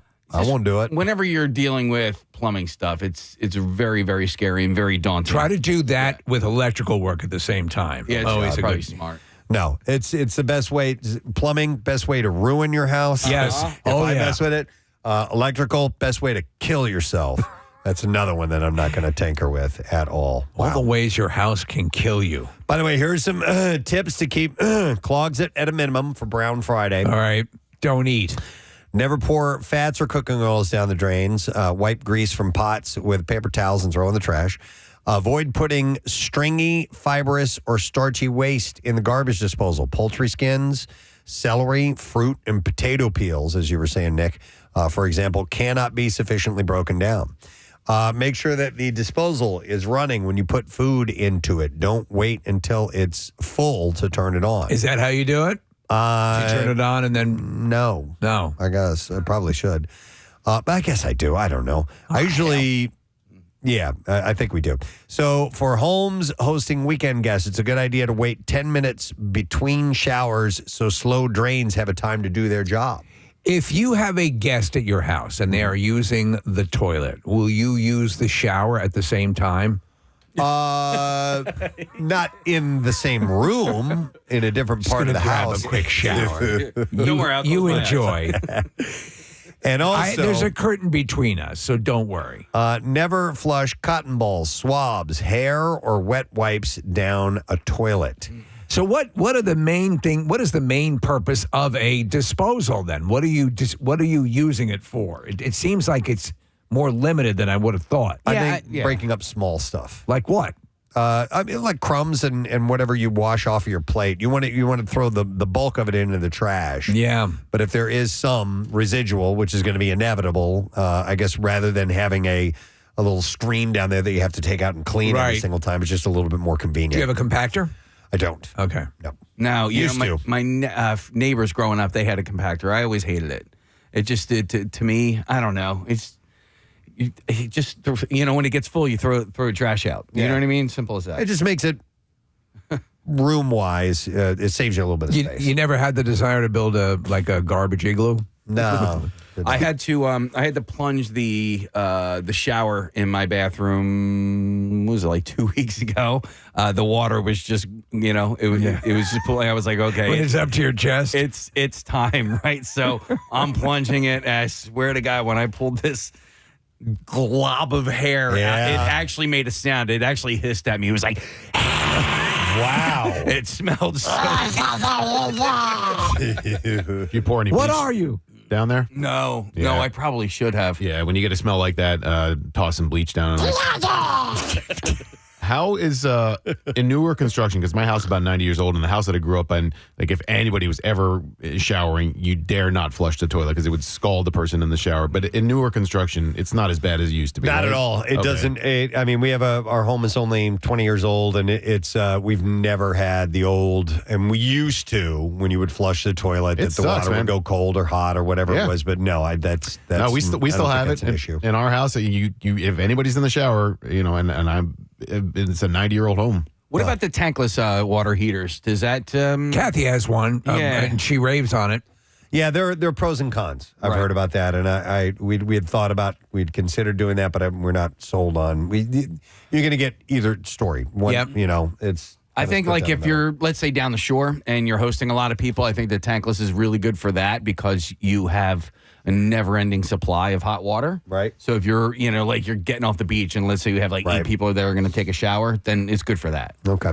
Well, Brown Friday's coming up. It's coming. So get your plungers. Have Horizon's number ready to go at any point in time and get yourself prepped ahead of time because Watch out, Chiefy. you might have a duty. Brown Friday's coming. All right. We do need to take a break. When we come back, we have the Bizarre File on the way. We have an announcement to make on the way as well. So we will do that very thing. And stay with us because we'll be back in a moment. Preston and Steve on 90. And as I want to be the first one who has ever called you a dominatrix. Has anybody ever done that? Oh, you're not the first. We're on Zoom with Amy so we can see her in Yes. the room that she's in. Are those Care Bears and Smurf dolls behind you? Yeah. What's your pleasure? 80s toys. Do you have any My Little Ponies? Because Kathy was never allowed to have a My Little Pony when she was a kid. Yeah. Wait. We're going to take a look. She's taking the camera over. I'll describe to the audience. Yes! My Little Ponies! Several My Little So Ponies. I try to keep it in perspective. So like the Grammys and the awards have like dolls all around. It's like in front of a gold record and a Grammy. There's a My Little Pony. Several. Wait, and I love the Care I got Bears. My Little Pony climbing the Grammy right now. Oh my The God. Raggedy Ann up there. Amy, I used to go to my neighbor's house and play with the neighbor because she had My Little Ponies. And for whatever reason, and it wasn't that I wasn't allowed to have them, but my mom never got them for me. And I was traumatized as a kid. I Your really mom probably wanted thought they them. were sinful or something. That's really funny. I honestly, like, I didn't have that many toys as a kid, but there was, I don't know why, like, there's so many cool 80s collectible. I mean, it's not like it's only the 80s. It happened later too with Pokemon and Beanie Babies and everything else. But like, when I got to be a teenager and all that stuff was like at flea markets and cheap, I was like, I'm buying every toy that I ever wanted now. Yeah, now that you can afford it, go for it. Yeah, absolutely. So, Amy, with the new record and new music, what are your thoughts on touring and what it's going to be like over the next few months? Because so much of that is up in the air for so many different acts. Yeah, we're not going to be out there this summer, but we are making plans for the end of the year. And I just can't wait. It's been just this thing where we keep making plans, and this is like with tour and everything else over the last year and a half almost now. You just keep making plans and keep having to push them back, and then you just keep making them again and keep making them again and keep, waiting for that time when you don't have to postpone it again. So we just keep making plans. Yeah. And I feel like now, we're in a different situation than when we were in last year when we just kept pushing it back, hoping for something. Now there's a vaccine. Now things are changing. I've already gotten my first shot. We're headed towards the end of not being able to do it anymore. So we are going to unleash the fury. I am so ready to get out there and just play and feel what it feels like to be on stage, just immersed fully in music with a group of hot and sweaty people. Don't you want that so bad right now? Absolutely, Yeah. absolutely. So good. Yeah. Yes. As a matter of fact, when was the last time you played our MMRBQ? How many years? Obviously, it wasn't last year. Was that it's been a 2 while. years ago? I don't think it was that 2019. long ago. Yeah, because I had a great memory of being in the commissary, if you will, and I believe they might have been serving kielbasa sausage, and I started singing Tenacious D, and you were there, and you actually sang with me a little bit. Oh, really? Yeah. Yeah. Your butt cheeks is warm. Yes. That was our road trip music. We were just on that road trip. It was all Tenacious D, like That's awesome. all of it.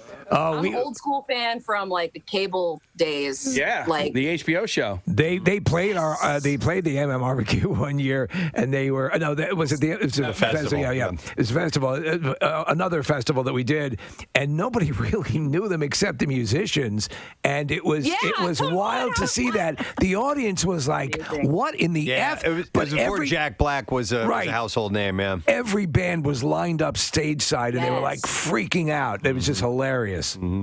It's so funny because it's one of those things, right? Like Spinal Tap, where bands get it on a level where it, especially with the Tenacious D, their musicianship is so good. Yeah. That's part of what makes it so funny. Like all the details of like talking about writing a song and everything, you just relate to it. It's that's right. And it actually sounds great. It does. They're really great. And Pick of Destiny is just you can watch that over and over again.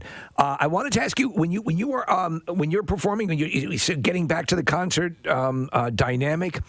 What's the better scenario? You're able to roll out the music, and a lot of your listeners have heard it.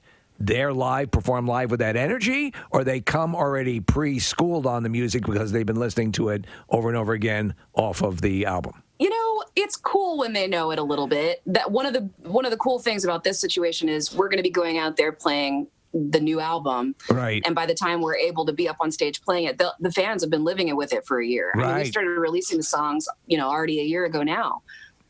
So it won't be that, ooh, what's this one? I haven't heard it before. I mean, it'll be cool to hear it live, but they'll know the words. And I think that's going to be really powerful. Yeah. I remember when I would be going to a concert, I would take a little bit of time to do the work, to get the album and listen to it, and then go. It's a completely different experience. And were you the same way when you were pre-rock star? Yeah. Yeah, even now, like if we're gonna go to a show and it's a band that like a friend wants to go to that I don't really know that well, or I know like the hits, but I don't want to be that person. Yeah, like you always jam that album that day when you're like getting ready to go, just so you're kind of familiar with what's going to happen. It makes it more exciting when the songs you like do happen. It serves you better as you're paying for this ticket. Yeah. You're going to get more out of it if you listen to the material. I remember Rush had done a tour, and it was a concept album that they had, and they said they were going to mainly just be playing music from that. So I did my work. I listened to it. I loved it. Our boss did not listen to it. He thought it was a lousy concert. I thought it was an awesome concert. So that can be the difference. You got to listen to the material. I totally agree. Hey, I wanted to ask because Taylor Momsen's name came up, Lizzie Hale's name came up. There are a couple of the featured backup singers on this album. There are several people that you brought on board, and all of this done remotely. How was that? I mean, just a quick phone call and they're in type of thing? Pretty much. Yeah. It wasn't completely remote. That was when we were recording Use My Voice, it was right before the shutdown. It was the beginning of last year. So we recorded in Nashville. That's where Nick's studio is, and Lizzie, and they live here. So it was easy for her to come by, like check out the song, get in the booth. And Dina Jacob from Viridia, my friend who helped me actually write a little bit of the song, she could come in. She lives here. So we did that. But also I just like texted and called a couple friends and was like, I don't know, do you want to lay a vocal down on this? And everybody said yes. And awesome. Really cool. You guys all have your own style and all shine in your own ways. But when you're watching Lizzie, do you kind of sit there and go, a little less? Don't destroy me on this. Her voice is I hear so Lizzie powerful. and I'm like, turn that girl up. That's so cool that you guys all live out there. That's just one of those cities that I need to get to. Are you in Nashville? Yeah, I am now. Wow. I was in Brooklyn for 13 years. It's weird. It's different, but it's good. We're closer to my parents here. Hey, I wanted to listen. I don't know if you have the details, and if you do, if you're allowed to give them out or not. But you are going to be announcing a streaming concert next month. Can you talk about that right now or no? I don't know. I haven't talked about it yet because I didn't think I was supposed to, but you just spilled the beans. Feel free to get in trouble because of us. Yeah. Nobody's listening. We're working on it. We're just now talking about the set list. So we are doing something. Yes. Okay. I've watched a lot of streaming concerts over the last year, and there's some really, really great things. I'm a huge Fish fan, and Trey Anastasio did a run of shows at the Beacon, and what they did, which I thought was really, really cool, is they performed towards the back of the stage, right? And so and then they lit up all the seats behind them. I mean, just are you talking like, just visuals alone? Because obviously the music's going to, speak for itself, but the visuals alone, I thought that was a really cool visual. That is really cool. That's a good idea. Hey, we still have to figure out what we're going to do exactly. When you're putting the set list together, what's most important, opener or closer to you? What do you think? That is a difficult question. Yeah. The opener is really important. I'm tempted to say the closer, but honestly, like the way you start the show really sets up the whole energy of the night. If you come in strong, like that is going to just get everybody to buy into everything else you're about to do. So I think starting is really important, but ending's important too, because whatever you end with, that's what's going to be in everybody's head for the rest of the night. I saw a Cheap Trick one time, and they opened with "I Want You to Want Me," and we were like, "Whoa!" And I still remember that to this day. I mean, that blew me away. There's a lot that can go into. There's a lot behind those moves. I think that's a statement. It's like, if you guys came to just hear this one song, you can leave now. We're not the rest of the show is for the fans. You guys want to go to the bathroom, just go. Get to the back. This is for the fans now. That's what that says to me. We had a show one time, and we won't mention the band, but the band opened and closed with their hit at the time. It was like it was a weird thing. Well, it was the New Radicals, and they really didn't have much material. Pretty much what they had. And that's a great song. You get what you get. Absolutely, yeah. But hey, I wanted to, and I don't know if we've talked to you since you guys released your cover of The Chain, but what an amazing rendition of that song. And I just wanted to thank you for doing that, choosing to do that, and releasing it. Yeah, and ballsy too. Yeah, I mean, that's a bold shot at a song that's got its own identity for sure. It was awesome. Totally, man. It felt really good to do. Our band is made up of people. We all have a little bit of a different taste in music, and we all like different things. And, some of that contrast between us is what makes it great. But one place that we all super agree is Fleetwood Mac. Yeah. So to be able to go in and for us all to just be like, yes, like equally excited to have the opportunity to do it was really cool. And my thought on covers is always find a new way, like make it somehow like really your own, because if it's really just going to be another version of the original, like that's just, I don't know. I want to go hear the original then. Like that to me is like that. You're just reminding people of a version they like better. Yeah, which is it's the problem. Like bring a new perspective to the table and see if you can show, another potential interpretation of the music. So that song definitely, it's different. It's very different from the original. I really like it. You mentioned each band member having their own taste, and then confirm or deny, is your number one pie choice these days pecan pie, and how did that happen? You guys research deep. You went far on Instagram. Can you confirm or deny? Confirm. I love pecan pie. I mean, I like food in general. I'm a food person, but I think that was like last Thanksgiving or something. I was like, okay, I'm making a mark in time. Like, this is my favorite. I'm tired of playing around. This isn't a joke anymore. So you pronounce it pecan pie, which is how I say it as well. Steve says pecan. Yeah. So then where are you from? Where did you grow up that you got that pronunciation? I actually grew up all over. My dad's was in radio for 30 years, so we're kind of a no dialect family. South Florida is where I grew up as a small child, but then Illinois and then Arkansas. But I mean, I've lived everywhere, kind of. All right, what did he do in radio? Pecan. We say pecan. Pecan. What did he do in radio? He did what you do. He was a DJ, a program director, morning show. Oh. We traveled. That's why we moved around a lot, just different jobs. Wow, cool. Excellent. Well, listen, we're excited about the prospect of maybe a streaming show coming up, and obviously you doing the live stuff, which is going to be fantastic, and the new album is great. So, Amy Lee, congratulations to you, the rest of the guys in the band. Thank you. And just keep doing what you're doing, and we love it, and we appreciate it. Thank you. Can't wait to see you in person again. Yes. Excellent. The Bitter Truth, Amy Lee, Evanescence. Thank you very much. And thanks for coming on this morning. So, wow. She's so cool. She's awesome. I love it.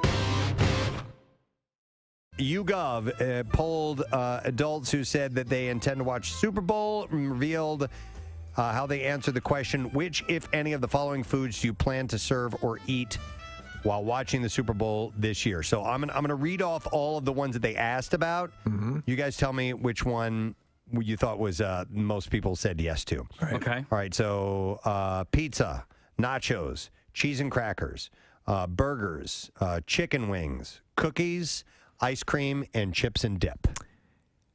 What was the number one of those? Yeah. What do you think? I mean, the one that usually gets I believe, is probably the wings. I would go and pizza. Yeah, no, really, I would go pizza less. I would probably normally I would have gone with you with the wings, but I think chips and dip is probably the number one. All right. Anybody else? Yeah, I think chips and dip too. Yeah, chips and dip. It is chips and dip. Mm-hmm. Chicken wings is second. Pizza's third, Case. There you go. Pizza's way up there. We're very good at this. Now it's set. Now, okay, and then it says nachos. That's chips and dip. That's kind of just, I count that as chips and dip. I mean, it's not technically dip. It's a combo of chips and dip. Yeah. This is the worst list ever. It makes it, but it's its own category as a result. And I guess because nachos, it's like bronze. Yeah, it's like what? It's like bronze. It's like you combine copper and zinc, you get bronze. Are people eating bronze for Super Bowl? No, I'm making an analogy. Yeah, that's what Transformers eat when they watch the Super Bowl. This is excellent bronze. Here, dip it in this aluminum. Honey, more platinum, more platinum. Yeah,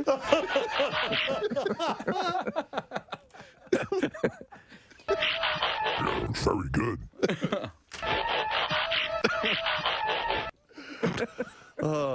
I didn't. Okay, I had no idea. I want to make a clarification going back to the bronze Please joke. Brass is copper and zinc. Oh my God. Bronze is copper and tin. Are you sure this is bronze? It tastes like copper and zinc. We had a beautiful sunrise this morning. I mean, and it was great because, as Nick noted, as I looked outside, it was like 6:05 and there was daybreak, and that's a wonderful thing for us early risers, starting to see the sun that early in the day. Well, the exact moment that the sun creases the sky every morning, people don't know this, but Kathy stands in a pentagram and slits a chicken's throat. Yeah. Oh my God. Hey, we get to eat chicken for breakfast. Absolutely. It's good. Yeah. Also, it stays darker later. So Stays darker later? I mean, stays. I forgot 93.3 WMMR. All right, before we do the Bizarre File, we have an announcement to make. Some details about something that we've been asked about a lot lately. When are you going to announce it? And now we are announcing it. Excited that this is returning once again. And this time, it's in February. February 28th will be the return of the Preston and Steve Show Cardboard Classic. And we return to Montage Mountain on Friday, February 28th. And the sled registration will begin in January. We'll have the details coming out slowly here and there leading up to the sled registration. But WMMR.com does have information currently. So besides the cardboard sleds and the craziness that is the live broadcast that particular day, there are other things that are going to be taking place at Montage. It is Mountain Fest once again. Yeah, and they're throwing everything behind this year's. Right after the Cardboard Classic, it will be the world's largest 80s party featuring M80s, a tribute to MTV playing all the hits from that era. And then on Saturday, it's going to start in the morning with a DJ at 11 a.m., pond skimming at noon, and then in concert, the band Tonic will be performing. Tonic will be on stage to play a set, and following up Tonic will be Better Than Ezra. Yeah. Love those bands, both of them. Yeah, it's a terrific show. So they'll be on the main stage, and then there's a fireworks show after that. And the best part about this, admission on Friday is free for both the classic and the post-party concert. But on Saturday, if you would like to go, you can get tickets for Mountain Fest, but also a lift ticket from Friday or Saturday is valid for concert entry. Terrific. So if you get a lift ticket, you come up for the Cardboard Classic, you go skiing and all that. The next day on Saturday, you will be able to go to the concert with both Tonic and Better Than Ezra with your lift ticket as the entry. Season pass holders get in for free, by the way, and VIP packages are available as well. We love Montage. That whole, honestly, it's up the whole experience exponentially. The fact that you have the town and all of these amenities that are available there, and just the way Montage runs their operation, it's just exemplary. Yep, so that's going to be, again, Friday, February 28th. It's the first time we've had it in February. Maybe those couple extra days will ensure some cool weather, and yes, we'll have that'd be nice. Perfect snow. And then Mountain Fest at Montage. Like I said, there's a big 80s party on Friday after we are done with the Cardboard Classic, and then the next day, Tonic and Better Than Ezra performing the pond skimming and fireworks and the whole thing. So make sure that you keep checking back WMMR.com for information. But we're excited to head back to Montage for Cardboard Classic. All right, let's get to the Bizarre File. WMMR presents Preston and Steve's Bizarre File. Brought to you by Pro Team Collision. If you find yourself in an accident, trust the pros. Pro Team Collision, your trusted auto body repair shop located in King of Prussia, and you can go to proteamcollision.com. All right, we'll begin with this. This is a terrible story. A tourist in Tasmania has had his leg amputated in the middle of a raging river after getting trapped between rocks during a kayaking trip with friends. Man. Medics said they made the life or death decision in consultation with the international visitor during a complex rescue on the Franklin River, which lasted some 20 hours.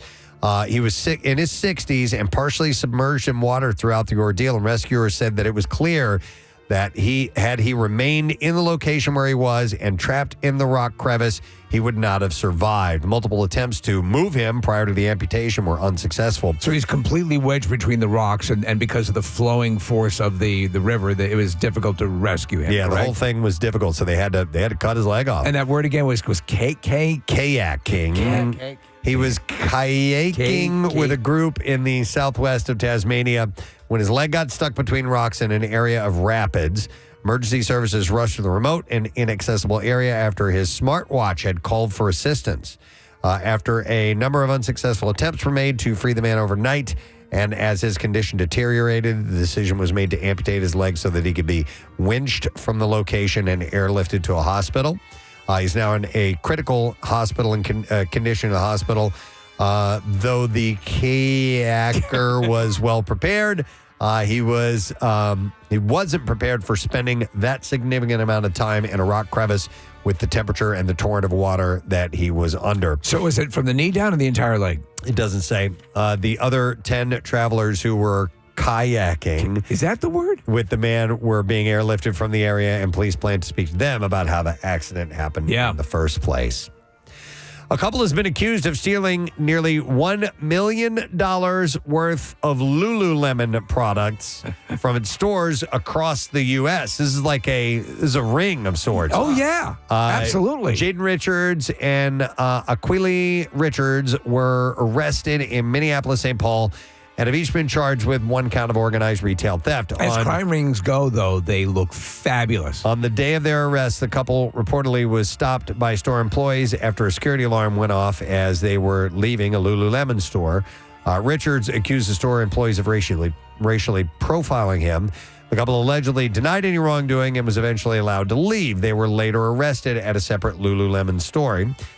The couple had been accused of stealing from Lululemon stores across multiple states, including Minnesota, Utah, Colorado, New York, and Connecticut since September. There was that story about there was a manager and assistant manager who tried to stop this group from robbing that particular Lululemon, and they got fired for interceding in the theft.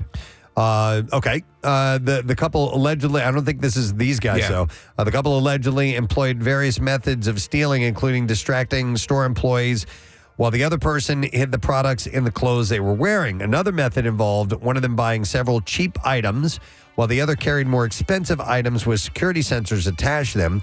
Upon exiting the stores at the same time and setting off the security alarms, one person would stay behind and show a receipt of the purchased products while the other person would just walk on with the other stolen products.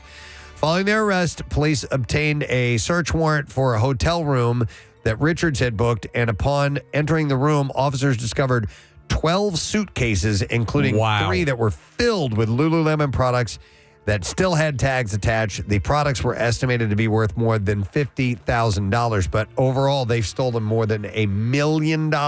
They would do this thing, Preston, where they would go up to the manager as a distraction, and the guy would use his thumb to make it appear as if he had stolen the manager's nose. Oh. Yeah. Well, that would confuse someone right away, so I can understand that. An 836-pound cursed emerald worth nearly $1 billion will be returned to Brazil after 15 years under lock and key in Los Angeles. Cursed emerald? The 180,000 carat Bahia emerald was smuggled out of the South American country by 2 residents in 2001. A legal battle over the stone ensued in 2014 as about 10 individuals, corporations, and the Brazilian government fought over ownership. On Thursday, a federal judge ruled in favor of a U.S. Department of Justice motion to forfeit the gem to Brazil. The emerald was discovered in a beryl mine in 2001 and later smuggled out of the rainforest and to the U.S. by mules, one of whom was reportedly attacked by a panther during the mission. Once here, it reportedly survived flooding during Hurricane Katrina. Idaho businessman Kit Morrison eventually bought the gem for $1.3 million, it says, but reported it missing a few years later. Los Angeles County Sheriff's investigators tracked it down to a Las Vegas vault, but since they could not figure out who owned the gem, they confiscated it. Bad things come to those who touch. The back and forth over the massive jewel led to rumors that it might be cursed. Other crazy claims have followed the stone and include that it was involved in a Brazilian mafia plot and that it was part of a $197 million banking transaction with Bernie Madoff as well. Wow. All the while, Brazilian officials argued it was a national treasure that belonged in the museum. They called on their American counterparts to turn it over with a legal agreement between countries that allows for the exchange of evidence in criminal matters since the gem was stolen. Finally, the U.S. District Judge Reggie Walton said the American gem speculators had stalled long enough and they gave the jewel back. But that is huge. It's massive. It is. We're looking at it. All right, one last story. Officers in the southern Netherlands have found a garden gnome weighing nearly 4 pounds and made completely of the drug MDMA or ecstasy. Wow. So they do that now, huh? The gnome was found among suspected narcotics during a large drug search. And the police said in itself a strange place to keep your garden gnome. That's why we decided to test it for narcotics. And MDMA is a synthetic party drug, of course, which is an illegal substance in the Netherlands. As of 2019, the Netherlands was among the world's leading producers of MDMA, of ecstasy. Is this the new elf on the shelf that's a junkie on the shelf? Maybe. It is not the first time that someone has attempted to hide drugs in inconspicuous guises. Last year, a Scottish man was jailed for more than 4 years for trying to smuggle over $100,000 worth of ecstasy that was hidden in cat food into the country. This is pretty impressive, though, that apparently that's a medium you can work in. Yeah, it looks like a, it looks like it's made from some kind of sand sandstone, material, sandstone or something like that. But yeah, it's good craftsmanship and gets you really high, too. All right, and there you go. That's what I have in the bizarre file for you. All right, we have a couple of guests that are here to talk about a charity event that is coming up. It is going to be Friday, December 6th, and this is, I love the name of this. It is called the Shots and Stogies fundraiser. Yeah, it says it all. Mainline Armory, and we want to welcome Greg Butler and Britney Sisca to our program this morning. Hi, guys. Hi, Grandma. Good morning. Welcome. Britney, I want to make sure I got your name right. Sisca, that is the correct name, right? All right, so this is a story that is from your life. Your husband was killed a few years ago. Can you tell us a little bit about that? My husband was a Pennsylvania State Trooper out of Belmont Barracks down the street from you guys. He was out with his partner that night, and they left a call to go help a pedestrian that was walking on the highway, and unfortunately he was struck and killed by a drunk driver. The same person that he just left the traffic stop. Right. I remember the story. Yeah. How many years ago was this? It'll be 3 years upcoming March. Okay. And so you guys are holding this event. You're raising funds to help other people who have had similar situations where people have died in the line of duty. Yes, we're raising funds to help those who are tragically killed in the line of duty, medically died, or have injury from the line of duty as well. There's so many extenuating circumstances when you talk about here, all the things that can go wrong when an officer is out or anybody, in law enforcement at any time, there's something that would seem to be, okay, like a routine traffic stop or whatever. There's so many ways to get injured and hurt, and there's so many people who have been hurt and then families that survive. So anything like this is always a good thing to do because there's so many people that do need. And these are the people that are out there putting it all on the line to make sure our lives can go about, from day to day. So it's a wonderful cause. Right. A lot of people don't realize, not only is the officer's life taken or affected, not only the criminal's life and their family, but the family of the fallen, they're affected too. Yes. It goes on and on and on. Yeah. So what is the event that you guys are putting together, Greg? So at Mainline Armory, you guys are having this on Friday. It'll be December, I'm sorry, I'm out of sorts, December 6th. Right. Yeah. So I actually worked, I'm a retired state trooper out of Belmont Barracks, and I was at I was actually one of the guys who reconstructed fatal crashes. So I was out there that night. So I have a strong connection. It's not just by chance that this is happening, but so our event it's shots and stogies for the Trooper Brandon Sisca Foundation. It's an all-inclusive event. It's for the ticket, you get to shoot first if you choose to. We'll provide training, provide the firearms, ammunition, and then we're going to have food from the PA Boys Barbecue, which is another veteran-owned business. Bluebird Distillery is going to come and do a tasting. They're out of Phoenixville. But and then cigars are provided. That's a whole evening. It's a whole evening. The Mainline Armory is not just a range. No. You have this amazing room for cigars and to kind of hang out. What do you call that area? We call it a country club. A country club. But It the is, lounge is the everything's Revolutionary War themed in there to keep up with the area because we're so close to the battleground. But it's our Valley Forge Lounge. It's a higher end. The feel is very cool. So, and I know it's very popular. So this is a great place to have it. Yeah, we're looking at pictures of it. We love the look of it. Yeah, this is cool. So what's the charge? What do people need to do in order to be a part of this party? So the tickets are $125. We have about 60 left of those. Okay. But if they want to go on mainlinearmory.com/Sisca, SISCA, they could buy a ticket there. There's also a chance for, on that landing page, you'll see there's the ability to donate stuff for a raffle. If you can't make it, there's a chance to donate a ticket for a first responder veteran that may not be able to afford it.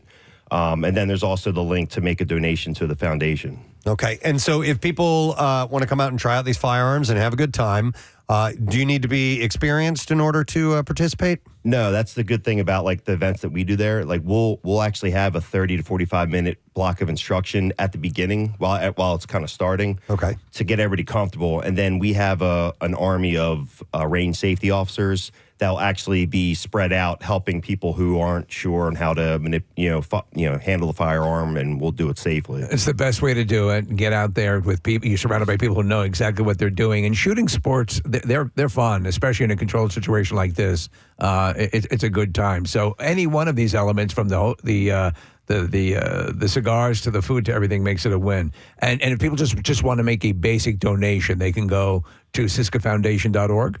Yes, you can. We have everything on the website, including connecting with Greg's website. Okay. And Brittany, there's a scholarship as well that's involved with the foundation? Yeah, so we provide within the Park Valley School District. That's my alma mater as well as Brandon's, we provide a $2,500 scholarship to a senior. There are criteria that are set in place for a reason. We get to sit down and read their stories and what community service is to them, what it looks towards, what they want to aspire to do in the future.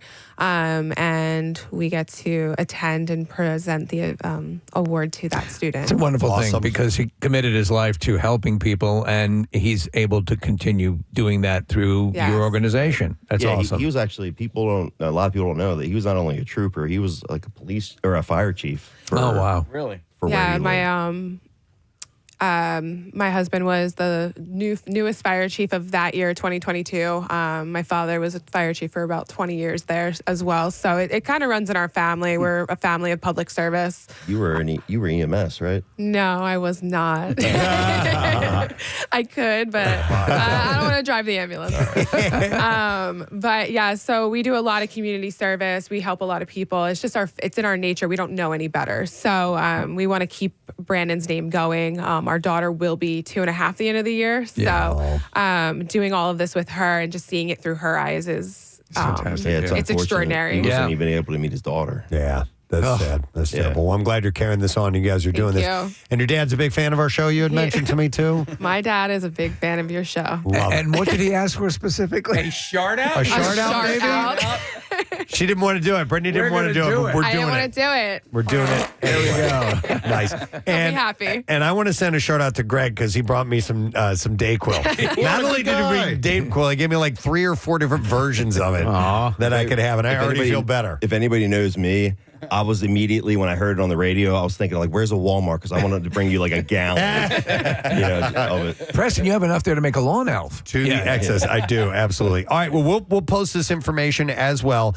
But the event is coming up at Mainline Armory. It's called Shots and Stogies, and it sounds like a lot of fun. So this is going to be Friday, December 6th, 5 to 9 p.m. And again, Greg, the website for Mainline Armory? So it's mainlinearmory.com /Sisca for the event. Okay. And if anybody if they can't find it, if they just reach out to us, we'll put you in the right direction. All right. Wonderful. Best of luck for the event. Thanks for coming by. We appreciate it. Thank you so Thank you. You got it. Let's hear for Greg Butler and Britney Sisca. We're going to take a quick break. We'll come back in just a moment. Stay close, please.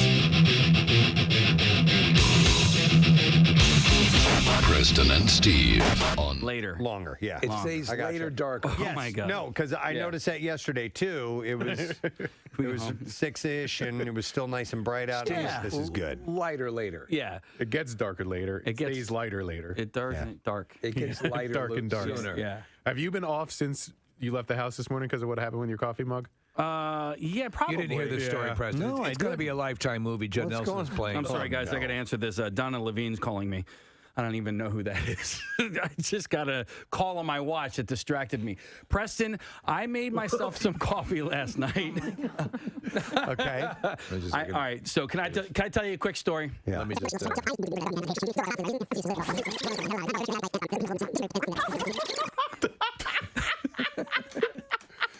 Were you laughing at how happy he was at himself for doing that? The audio. Yeah, it was my quick story. Yeah, that was his joke. Preston, I'm going to tell you a quick story. Wow. If only. I love it. Wow, I got a laugh out of Kathy.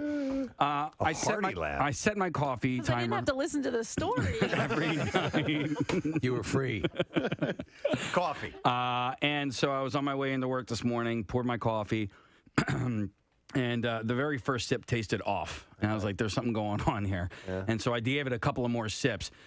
It just tasted like dishwashing liquid. It was like Palmolive. So yeah, I had that happen. And it's just, and I need those 20 ounces to wake up on my way into work this morning, and I didn't get that. Oh, so you tossed it out and bailed on it, didn't make another cup? I thought maybe I was going to die from poisoning or something like that, so I decided not to drink You it. don't ever finish a cup of coffee that you feel has been poisoned. Right? Yeah. Yeah. It's remarkable, though. Like, little things can set your day in the right direction or in the completely wrong direction. And that one set... I mean, I'm sure the rest of the day will be fine or whatever, but like a little thing just like that, it puts you in a bad mood, and like I get it. I totally understand where you're coming from, man. It's frustrating. I haven't picked up on any out of the ordinary. No, you've been fine. You seem Yeah. Same as usual. You've been faking it all day? Yep. Fake it till you make it, bro. Good job, man. You know what I'm saying?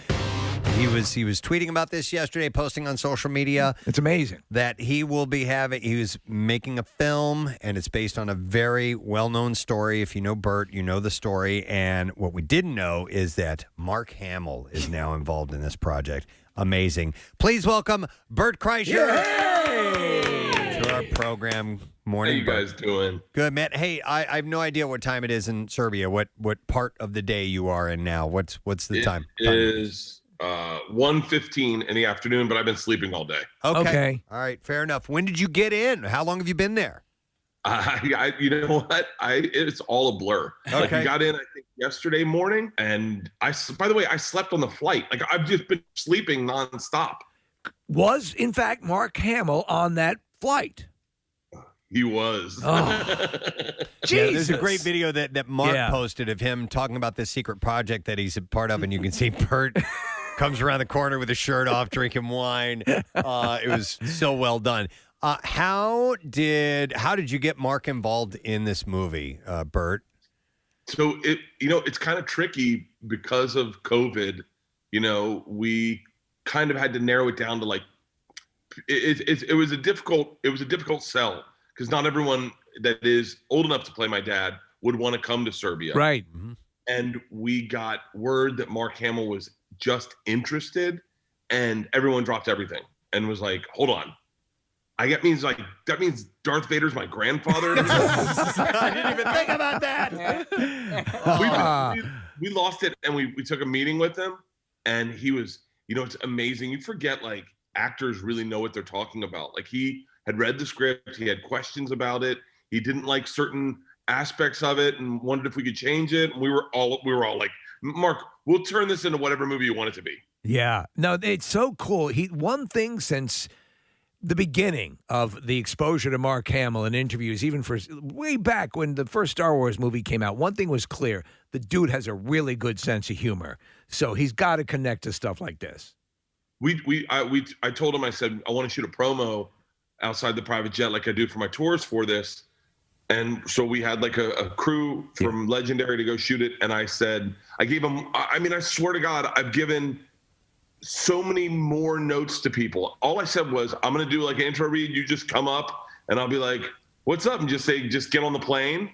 And I'll go, hey, I thought we could do that. And then just cut me off. We did one take and it turned perfectly. I sat with the executive from Legendary and I go, okay, I can't tell if that's because he's such a great actor or did we just get lucky? Like, yeah. Well, Bert, you strike me as somebody that not much rattles you, but maybe you'd be not intimidated by Mark, but are you blown away by the fact that he's in this movie with you? Because he is legendary. He is Luke Skywalker. We watched Star Wars the day before I left with my kids. Yes. And my daughters are like, I cannot believe that's going to be Papa. Like, I cannot believe he is the reason I got into movies. Like, it's not lost on me at all. Wow. So a couple things you mentioned. Is Legendary behind this? Are they is it the company? Legendary. So they're on a huge roll. And is this a Netflix movie or is it okay? It's no. I know you can see me. I just shook my head as if we're not doing radio right now. Full theatrical release. We want to put it in theaters. Yeah. Yes. Dude, that's awesome. It's so cool. And so the fact that this, I was thinking about this when the whole idea of the machine, the movie came up. This was such a part of your embryonic act early on, and what you would talk about in the story is just incredibly, people never get sick of hearing about it, but this will now give you the opportunity, once it's done, when people ask about it, you can just say, watch the movie. Because how many times have you told the story? This isn't this isn't that story, though, isn't this? It's a little bit past. It's a follow-up to it, Bert? So we had pitched versions of the story to a bunch of different places, and we went into Legendary, and this guy, Kale, who is a guy who I ran into like 9 years ago, and he saw me do stand-up once in Burbank, and he gave me his card, and he goes, I want to do a movie with you. Wow. This is like 9 years ago. And now I'm in his office, and he goes, all right, you got to do one movie. He was like, I want to do a movie with you. What movie do you want to do? And I said, well, if I got one movie to do, it's The Machine. And he goes, how would you tell that? And I go, I got to be honest with you, Kale. I don't know. I said, my biggest fear is I'm going to get hired for a corporate one day, and I'll get there, and they'll go, just tell the machine, and it'll be the Russian mafia. And he lit up, and he goes, say no more, say no more. Wow. Let's do this movie. And so Go ahead. based off that little pitch, we got writers attached, then a director, and then all of a sudden everything kind of built off of that. The director is Peter Antencio. Is that how it's pronounced? Peter Intencio. Intencio. So he's from Key and Peele, and he did the movie Keanu as well, right? Yeah. The guys. And you forget, like, he really puts the work in. Like, I'm doing a wardrobe fitting the other day, and they're like, well, he sees a lot of oranges in this movie. And I was like, he's thinking about colors? And they're like, yeah, he's a director, you moron. He's concerned with visuals? I was like, I'm so used to doing like Instagram videos. Yeah. I don't think about anything. You don't think about color correction and things like that. Oh, that's great. So you're in quarantine right now for a couple days, right? When does filming actually start? Filming, we have rehearsals for a couple weeks. Okay. Filming starts, I think, May 4th. May 4th. May the 4th be with you. That's right. You gotta be kidding me. Excellent. Yeah, what's hilarious is we put out the video and it's got a lot of traction, and like everyone hit me up. Like even like people who don't get fazed by it, like Rogan was like, dude, Mark Hamill's your dad? And then and then I went on the news, and my news Google feed, and I was in my own Google feed news, and it said Bert Kreischer is not going to rehab. Yeah, Bert, I got an email from someone who was like, hey, since he's your godfather, I thought I'd reach out to you. Is Bert really going to rehab, or was that a joke? I was like, there's no way. There's no way. Yeah. I said it to Casey. Yeah, we were doing Two Bears, One Cave, and Segura wanted to say, congrats on the movie, and we couldn't talk about it yet. Right. And he goes, tell everyone where you're going. And I go, I can't. And he goes, just say it. And I go, I can't. And he goes, say it. And I go, I'm going to rehab. And it made us laugh. And we just kept talking about it. And then we forgot to say, I'm not going to rehab. Angela, everyone sent me these really heartfelt messages like, this is a new step in your journey. Oh, my God. Bert, have we spoken? More believable that I would be going to rehab than shooting a movie. Yeah. Have we spoken to you since the whole Jennifer Aniston thing happened? No, you have not. Okay, so for our listeners, explain how that all came, how that all happened. So Segura and I were doing Two Bears, One Cave, and he made up a lie, and he said he met Jennifer Aniston. and I really fell for it. And and it was a funny story, a funny lie. And then I said, we should make a pact. If we ever meet Jennifer Aniston, we've got to bring the other one with us.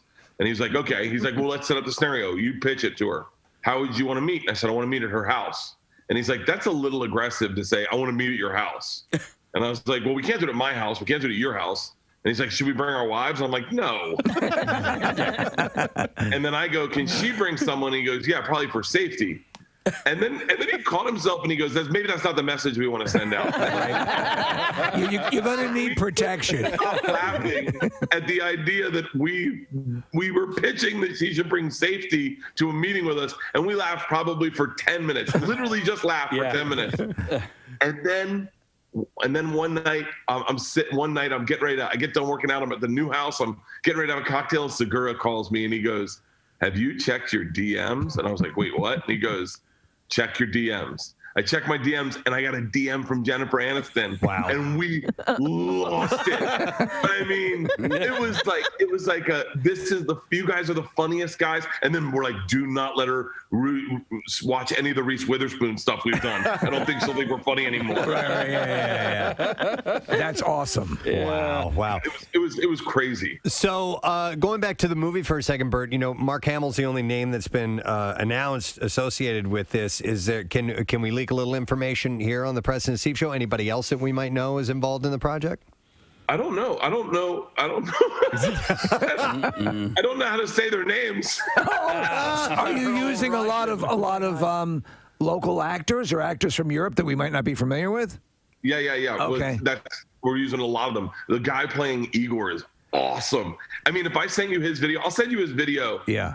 If I can get it today, I'll send it to you, and you will fall in love with this dude the second he says the machine. Okay. That's my favorite casting probably that I've seen. Actually, everyone's great. The girl I don't know who I can say, but by the way, I can't even say any of their names. So. Yeah. No, it's so cool. I would love to see like Boban. How do you say his last name? Basketball player, 7'5". He's in Bobby. He's in John Wick 3, Parabellum. Yeah. That guy would be great. I don't know. But anyway, that's not what I wanted to ask you. So you do Two Bears in One Cave. You're also doing this podcast with Bill Burr. We're actually going to have Bill Burr on the show tomorrow. So why do you giggle like that? I bet that guy makes me giggle. Has he ever told you? On 93.3 WMMR. God, I wish she was here to do that, Reed. I hope that continues for the next couple days when she gets back in here. Bare knuckle fighting. Kathy Romano, your host. I would like to take a moment to thank our friend Jim Jackson, play-by-play man for the Philadelphia Flyers, for the Saturday afternoon game.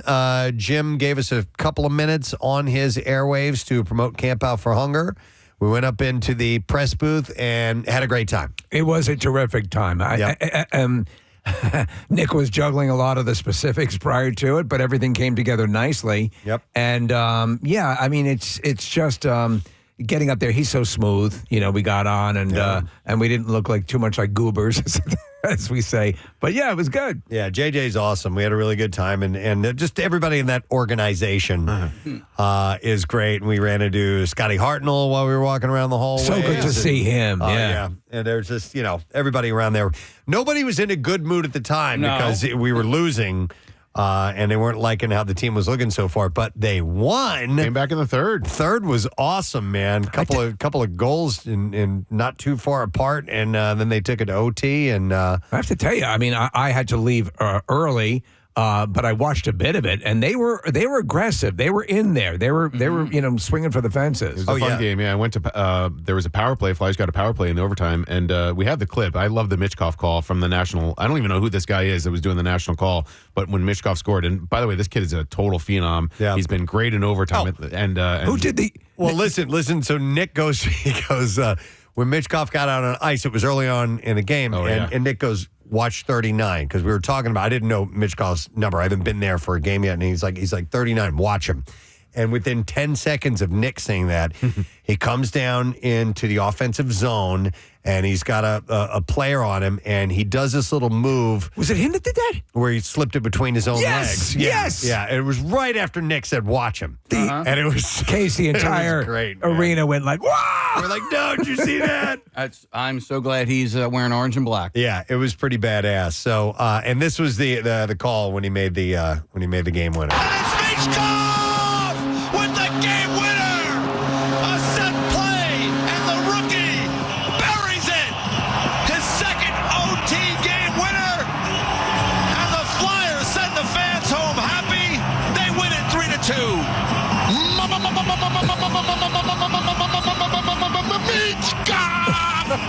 With the GWG, a little dipsy-doo.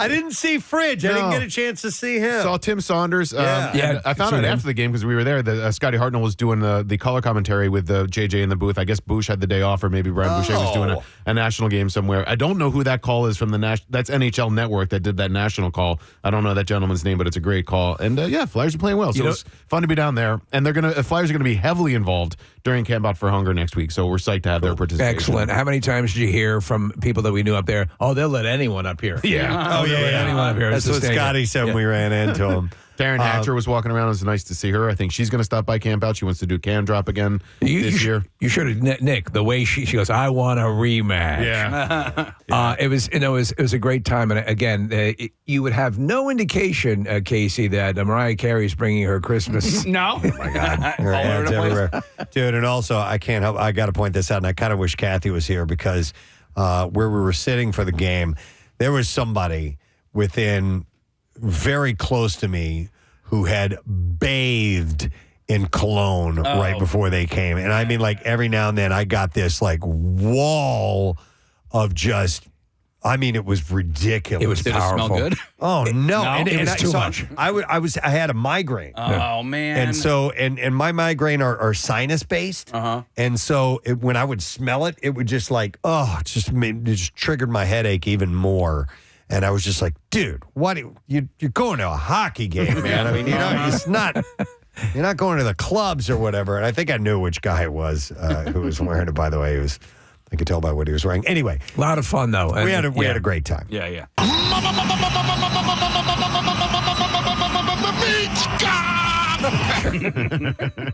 We got to hang on to that. Yeah. We definitely have to hang on to that.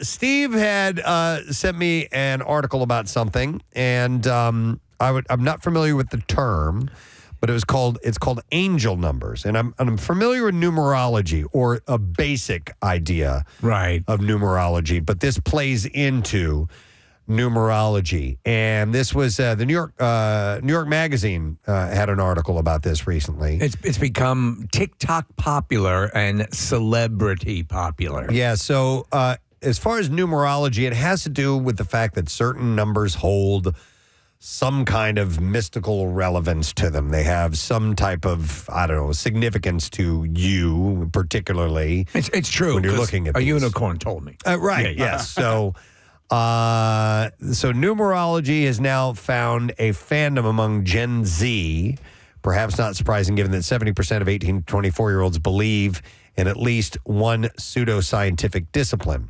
But angel numbers apparently started in 2004 with a woman named Doreen Virtue, a then 46-year-old ex-psychotherapist turned New Age teacher based in California. So Virtue kept seeing special numbers, specifically 111 and 444, repeat across things like bills and phone numbers. And she decided that these were miraculous messages from angels. somehow Angel or another. numbers. Yes, Yeah. angel numbers. So her method for deciphering, nobody really knows. But she published a book called Angel Numbers. Angels explain the meaning of 111, 444, and other numbers in your life alongside co-author Lynette Brown. And it came out in 2005. So here's kind of a couple of the summaries. If you see 333 everywhere, that means that you're being called to recognize your life's purpose. If you see 444, you're on the right path, even if you don't know it yet. And if you see 888, you want to head to the casino because that represents abundance. And if you have 3 sevens, well, that is the most sacred of all numbers, and spiritual evolution is surely upon you. So we have all talked about you're seeing patterns. A lot of times people will take that as a sign that I need to play these numbers. Right. We've also talked about the ominous receipt that you get at a store if it's $6.66, that you might add something on so that you're not. We all succumb to it at some level or another now and then. So do you guys put any faith into any of this? No, just the 666 one. That's the only one. If I'm at the supermarket or whatever, I'm just gonna have to get another pack of gum or something, anything to fix this number. Yeah, I don't put stock into it, Steve. I like when it happens. I think it's kind of interesting, and I notice the coincidence or whatever. What's happened to me more frequently is Preston will say the word science, and I'll be reading it on a screen, and those weird coincidences have happened to me a lot lately. And sometimes I'll look up at the clock here in the studio and it'll be 12:34 and 56 seconds. I find that to be neat for that second, and then I go about my day. Yeah. No, I'm the same way. I take zero stock in recognizing numbers and things like that. I mean, it's when you play the lottery. What is it based on? I just random numbers. Random, yeah. Okay. I just do the quick pick. I played on Friday, Nick. Did you? Did you Shocker. win? I didn't win. Well, I don't know. I didn't check my numbers I yet. think it's tonight, isn't it? Did it? Well, it's. Or was it last night? Did you play 666? Right. I did the Friday Mega Millions. So I'm not sure if it's still up and running. Let's see if we're going home in 5 minutes. Yeah, right. But no, I have things like that, even when it comes to quote unquote omens and whatever. Right. Okay, so last week I said, hey, it's gonna rain on Thanksgiving because we're going to be in the parade. It's going to be cold and rainy, right? Right. Because that's the day we're doing it. Guess what? It's going to be cold and rainy. Yeah. But I don't look back at them and go, oh my God, I shouldn't have said anything. I Look did what it. I did. Look what I did. It's just who does that? The idea that anything that I say is going to cause some kind of a huge event to take place is just ludicrous to Yet me. it has been the fodder for sci-fi and speculative fiction forever. Yeah. And there have been a number of great Twilight Zone episodes where that's exactly what's happening, and one person's controlling everything. Yep. There was a great one where Dennis Weaver is on death row, and he keeps trying to convince them that it is a repetition that he is causing. Oh, but I mean, yes, I know people though who are firmly tied up into numerology and even phrenology, which is the bumps, right? On your head, yeah. Yeah. There was I told you I just finished Alex Van Halen's book a little while back. I read Sammy Hagar's book, which was from several years ago, but he's like way into numerology. Is he? Like he started rattling off, if you take this number and you add those single digits of, 3, 4, 5 together, you get these combinations of blah, blah, blah, and so on. And I'm like, wow, it's really tweaking me out. I'm like, did he give you any compelling... It was too confusing for me. Yeah. It was too confusing. I did not understand it because he started, it's almost like the Fibonacci sequence. If you put all these numbers together and you add each one of them up and then you just blah, blah, blah, blah, blah. I'm like, no, it's too much for What me. if you're into numerology and you're not especially good at math? Yeah, what's going to happen there? What the hell's going to go on? But these apparently are angel numbers, and these are the ones that pop up, I guess, as repeating numbers like 777 or 333 and so on. And 444. Yep. And Kylie Jenner is apparently into this. Well, maybe I need to reconsider this then. Yeah. And she is wearing a necklace with a 222 inscribed on it. What does 222 mean? It was a TV show in the 70s, Steve. No, unfortunately, numerology.com reports that this means your life is out of balance. Or that your lips are fake. Yeah. Right. There's probably multiple meanings to these things that they haven't considered. 222. Yeah, I don't know. Do you have a number that you would consider your lucky number when you're gambling? When I was a kid, I liked the number 7. Yeah, because when you're playing. Yeah, I don't know. It's just a number I liked. There was always the term lucky 7, and I was like, okay. For me, it was 007. That's why I went with 7. Oh, yeah. The number 7 from James Bond. But no, there are no numbers or constants in my life that I count as, that I see that standing out for whatever reason or attribute it to something that's happening. I entertain the notion that I'm so stupid that I would not see. Right. It could be blatant, a pattern in front of me constantly, and I would miss it. Yeah, I have a friend who she was dating this guy, and we were in college, and just every time like his football number came up, or like his birthday and then her birthday, and she always took it as a sign. And I'm like, don't you just think that you're a little bit more aware of this number now because you've locked it in your mind? It's not showing up all the time. You're just noticing it every time. That's what I think. Yeah. And also, there's also you can probably find whatever number it is that stands out to you if you look hard enough. There's also a bizarre way your mind works. We've talked about this before, where you believe something has happened already, but it hasn't, but you're framing it in your mind as it's already happened, which leads to deja vu with people. This already happened, but it didn't. You believe it did. Right.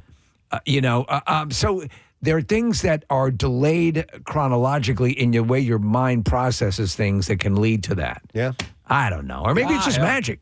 One of the theories that I love about deja vu is that you hear something in the left side of your ear before you hear it on the right side of your ear because of how sound travels. Right. And it's a microsecond, but the way that the neurons fire in your brain is that your brain registers it having happened before, even though it's happening at the same time. But it enters your brain, the left side of your brain at one time, and then a microsecond later, it enters the right side of your brain, but your brain processes it as having happened already. So what we perceive as being imperceptible is still perceptible. Yes. Interesting. There's also Vuja Day, which is a strange sensation that this has never happened before. And then there's Sade, who is a lovely soul singer. Beautiful singer. Charlie Day's, that guy's funny. Charlie Day is a very funny man.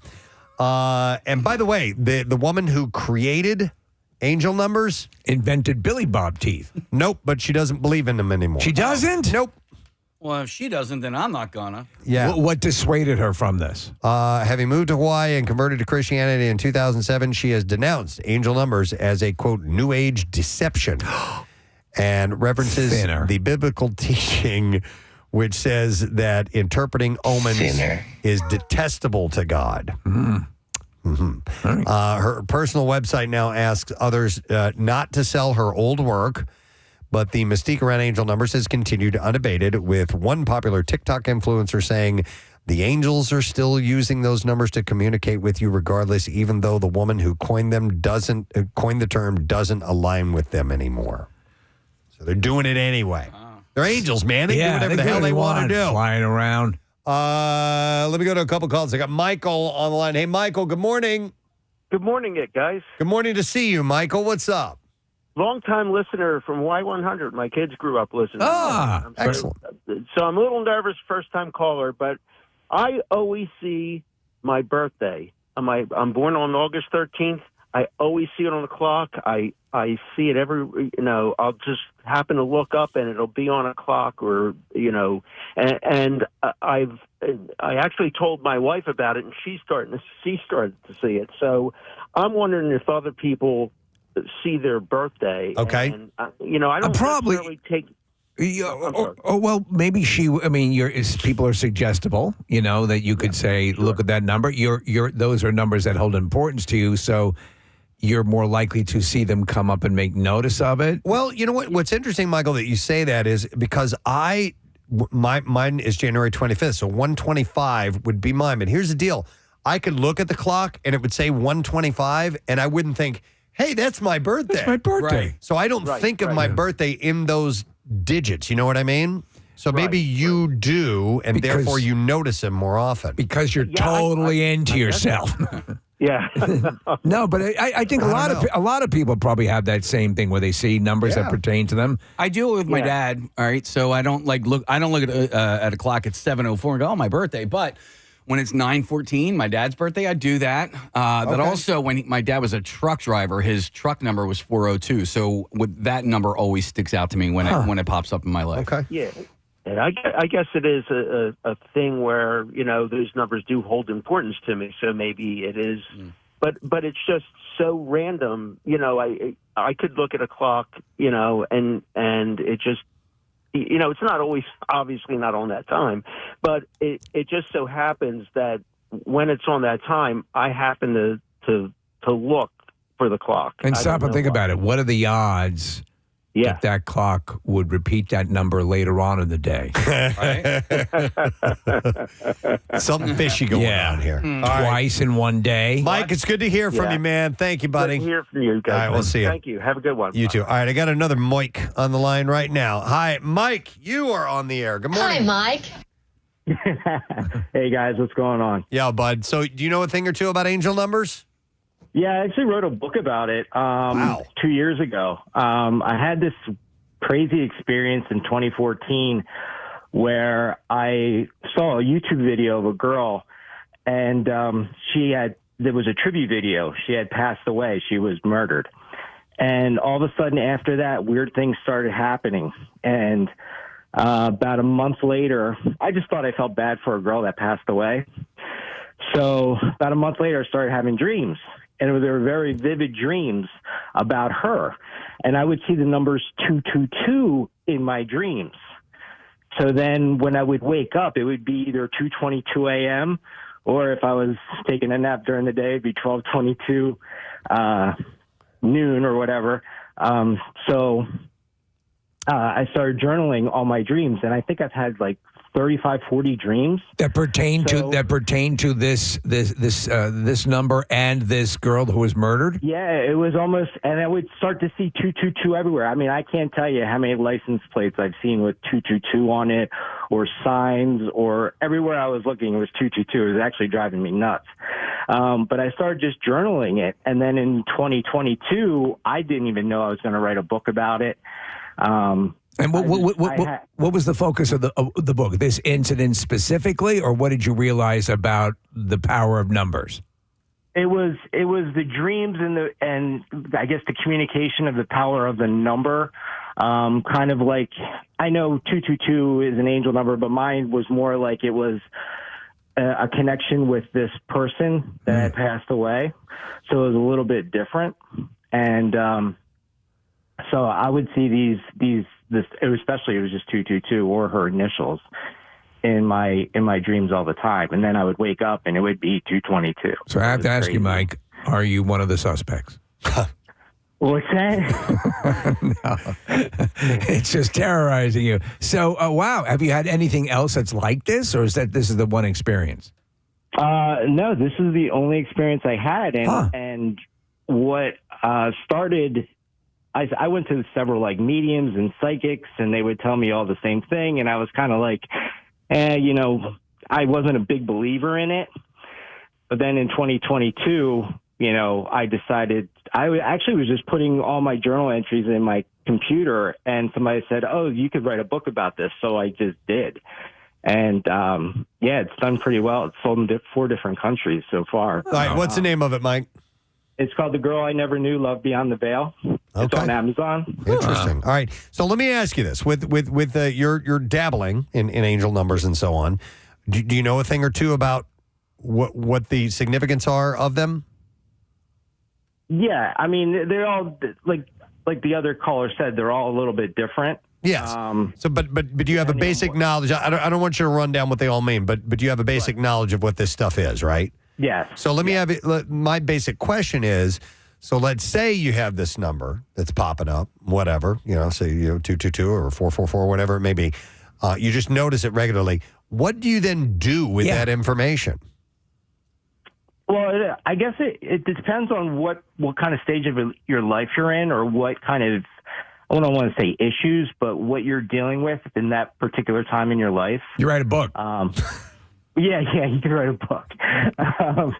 If you're going through a traumatic experience, say a loved one has passed away, and all of a sudden you're seeing these numbers that relate to that person. It's almost like they're reaching out to you, or if you're going through. So you're looking at it as possibly a form of communication from the quote-unquote other side. Yeah. That's what my experience was with it. It's more of yours a form of personally. Communication, yeah. Okay. Yeah, just to give you another contact Kylie Jenner. Yeah. Because I'm just curious if you see this number, popping up, well, then what? What now? To me, it seems like there's it seems a little amorphous, but I mean, that's okay. If it gave you solace, that's cool. But I think Preston is asking: is there a hard application to these numbers and understanding them? I guess there can be. It's all what you perceive it to be. Yep. Yeah. Okay. I guess it deals with faith. Okay, there's a faith element. If it gives people comfort, I can't say that it's set in stone. Yeah. But if you're a believer, you believe it is. Okay. Like anything, it's not to get into the conversation of God, but if you believe there's a God, and you have faith in that. In a God or a higher power, it's kind of the same thing. Interesting. We got it. All right, Mike. Appreciate it, bud. And all right, fellas. Congratulations on the book. Yeah. Thank you, sir. All right, angel numbers. So if you see these numbers, I guess, popping up regularly, that's my question is, what do you do with that? I don't know. I had an interesting number thing happen. Did you? Okay, what? So I went and got my car worked on. Okay. And you know how they'll park it in a numbered spot, right? Or they'll put a tag on it, hanging from the rear view mirror that just they know what number car to go get. And I got it back, and I noticed it was number 2112. Hey! Oh, Rush! I thought that was pretty cool. See, now one could take that as a sign. Mm-hmm. Neil Peart contacting you from beyond the grave. I didn't even think he was trying to contact me after he died. Wow. Yeah, he would, especially when it comes to parking automobiles. Listen, I know this stuff is all really confusing, but in times like this, there are certain people you can talk to about things like this, and a lot of you don't realize, but Craig Robinson is a guy who knows a thing or two about a thing. He does.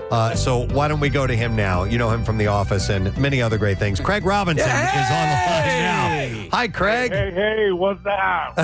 How you doing, man? I'm great. How y'all doing? Good. I'm super good. I watched a little Netflix movie you are in, Craig. That's #1 on the Netflix roster. Hot Frosty. Yes. When you were here last time, you were mentioning, without revealing exactly, like a couple of things that were, I thought, holiday related that were coming up. Clearly, this is one of those. Yeah, well, for sure. Yeah, this was the biggie.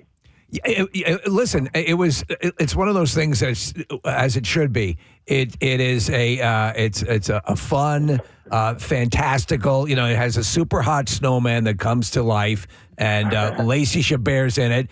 But you provide, which is not common to a lot of these things, a bit of edgy comedy, edgier, and it must have been a blast doing this thing. It was absolutely, everybody was super cool to work with. We were out in Brockville, Canada. Shout out Brock Vegas, which is an hour outside of Ottawa. I was able to do comedy. I was able to, kick it, and we had fun. Me and Joe Latrulio making up stuff. He was terrific. In fact, the whole end of the movie, Preston, they're I don't know if that was an improv, but you actually sing a song. You're at the keyboard outside, and they're spraying fakes. Now, by the way, was it in fact cold when you shot the movie? It was cold, but that was fake snow. Okay, all right, yeah. It's funny because we saw, the story came out. It's like number one film on Netflix right now and in fact, wait a minute. I think was it the one that did better Rotten Tomatoes than The Godfather? I think it has a better. It had a 100% rating on Rotten Tomatoes than The Godfather. And it said Craig Robinson was in it, and we were just cracking up. We're like, you got to be kidding me. This is the one he was talking about. Hot Frosty. This is exactly it. The snowman comes to life and smashes the chick. All right, he does. So when you see, the concept, when you get the script and you get the offer for the part, there's no way you're thinking, oh, this is going to be number one at Netflix. Oh yeah, you don't. I mean, I don't think that about any of them, man. You just go do the work and see what happens. All right. This is a pleasant surprise. Everybody's on the email chain, excited. It's great. No, it's really cool. I have to ask you because I adore Lacey Chabert, and I mean I love all the stuff that she's done. Is she the Queen of Christmas? Yeah. Hallmark. So it was like you said. We gave it that Netflix edge. Yeah, and I like that. So with this under your belt, a lot of times when you get into one of these, you can do a string of these. You think you might, because shocker, nobody dies at the end of this. Have they talked about sequels? Hotter and frostier. They haven't mentioned anything to me yet. Oh, you need. Does the concept of you, as the main lead in a holiday movie like this? Because we love it. We'll watch anything you're in, and this seems like something that might be kind of fun for you. It was a blast, man. I'm so glad y'all like it. I'm so glad it's getting a response. Thank you, everybody who's checking it out and loving it. Yeah. So what else? So let's turn people to whatever else you're working on. Anything else we can promote that you're working on now? No. No. I mean, there's a couple of more Netflix projects. The Sandy Cheeks film. Oh. I play her father. I think it's called Saving Bikini Bottom. So that's not out yet. And then this other animated one called In Your Dreams. Oh, and then The Bad Guys Part 2 comes out. Oh, okay. Oh, yes. Okay, yeah. I just saw the trailer for The Bad Guys 2. That's who do you voice in that? This is all next year stuff. This is I play the shark. Okay. Dude, very nice. Yeah. I love all this. Sandy Cheeks I'm very interested in because that's the squirrel from SpongeBob. Yep. Who are you playing? Yeah. I work with Tom Kenny, SpongeBob himself. He's great. He says he's going to play Dad, Sandy's father. Oh, I missed that. Pa. Craig, what's up for Thanksgiving? You getting the whole Robinson crew getting together? Yeah, we're going to be in Chicago. With the patriarch. Yep. Saying what's up. And you told us that when you get together, it's like a big music, like it's a big concert. Everyone grabs an instrument and plays. Everybody, you're either playing the piano or organ or drums or singing. So yeah, we all get together. Everybody has, talent. All the families. Will you share some of that on social media? I would love to see that. Will I share some? We'll just record a all bit, even if you just. Yeah, we'd love to see it. Probably not gonna do that. I'm not good at social media. We'll see what happens. All right, man. Well, we were happy to see that that the film turned out so successful, and another feather in your cap. And we just wanted to, congratulate you on that, man. I certainly appreciate it. Thank you for reaching out and giving me this opportunity yet again. And thank you for getting back to us. Anytime, man. We hope you have a great Thanksgiving, all right? I have a great holiday. All right. You too, buddy. All right, Craig Robinson, guys. Full check-in. We love that, man. He's a good dude. He is. I mean, and he's you can't help it. Even in this thing, he brings his Craig, quality that works so well. Going back to that number thing that we were talking about, there's a thing that's called the frequency illusion. It's a Guns N' Roses album, isn't it? No, it's Use Your Illusion. I'm sorry. Use Your 1 and Illusion. 2. It's also known as There's numbers in that. Bader-Meinhof phenomenon. It's a cognitive bias in which a person notices a specific concept, word, or product more frequently after becoming recently aware of There it. you go. Yeah, so To our point. the adage is when you buy a certain kind of car where you may not have paid attention to that kind of car beforehand, now all of a sudden they're all over the road. You see them all the time. They say when somebody holds you hostage and brutalizes you, you're more likely to notice them in public. Oh, yeah. Okay. You know what? Actually, within the last year, there was some sort of road rage incident where a guy in a red pickup truck fired his weapon at somebody else, and we reported it on this show. Right. And I was like,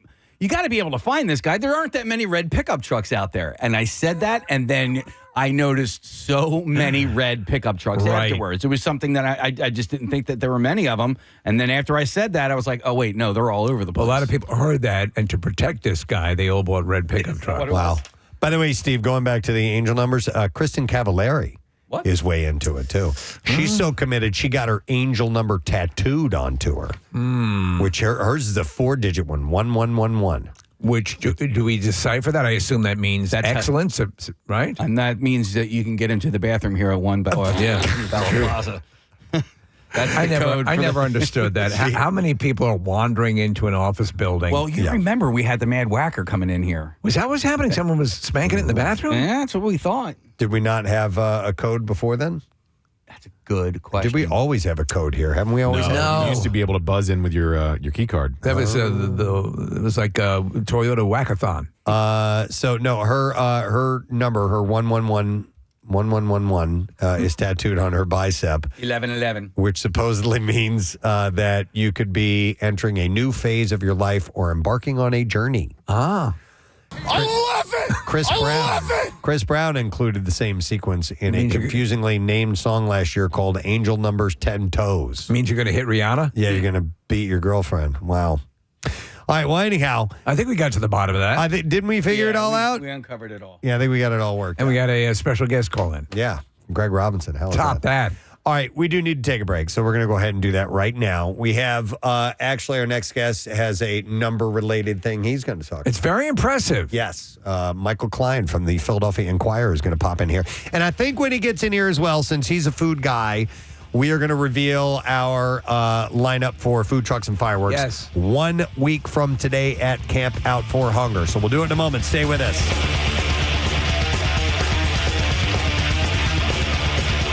Told you about the time he was at the Sistine Chapel? No. Should we ask him about it? Or is he going to get mad? No.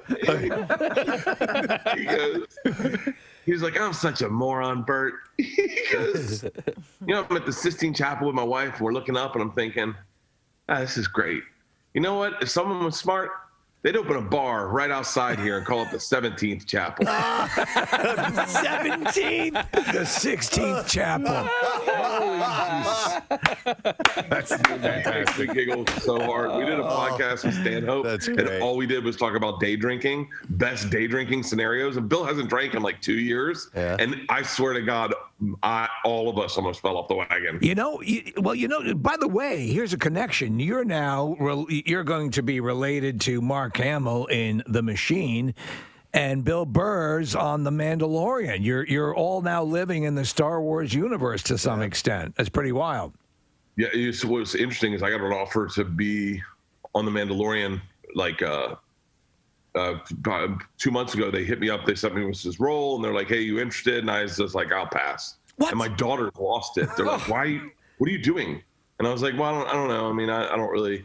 not really like I don't watch The Mandalorian. Like I tried to watch it, I couldn't get into it. Right. And my daughters lost it. They lost it. It's a great show. It's so freaking good. Yeah. Yeah. And so then when we got Mark Hamill to play my dad, I went. I think I'm still a Jedi, guys. Like it runs in the family. You know, Bill's whole thing is he's always made fun of the Star Wars universe. He's always, and here he is, and he jokes, he talks about, you're friends with him, and here he is, square in the middle, and now he's having to sort of sheepishly say, okay, I kind of get it now, you know. Oh yeah, wait, that's a great one. Ask him to tell you about all the stuff going on in season 1.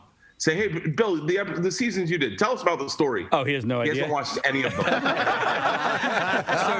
yeah, we'll get him on that. Bert, it was years ago. We had done this live broadcast. Basically, it was from like a trash company, right? So it's a place. They won an opportunity. They did a charity drive, and they won an opportunity for us to broadcast live. And Bill Burr came out, and we actually flew him out to this live broadcast in a helicopter. I don't know if he's going to remember that, but it was so funny because that was like the first taste of the real Bill Burr that I got, because we wanted to play this game called Crack Shot, right? And Crack Shot is listeners call up, give us trivia questions. If we get it wrong, we get shot with a BB gun. And so we wanted him to be the shooter. And he's like, no, I'm not doing it. No, I don't want to do it. He's like, I was like, oh my God. I'm like, this.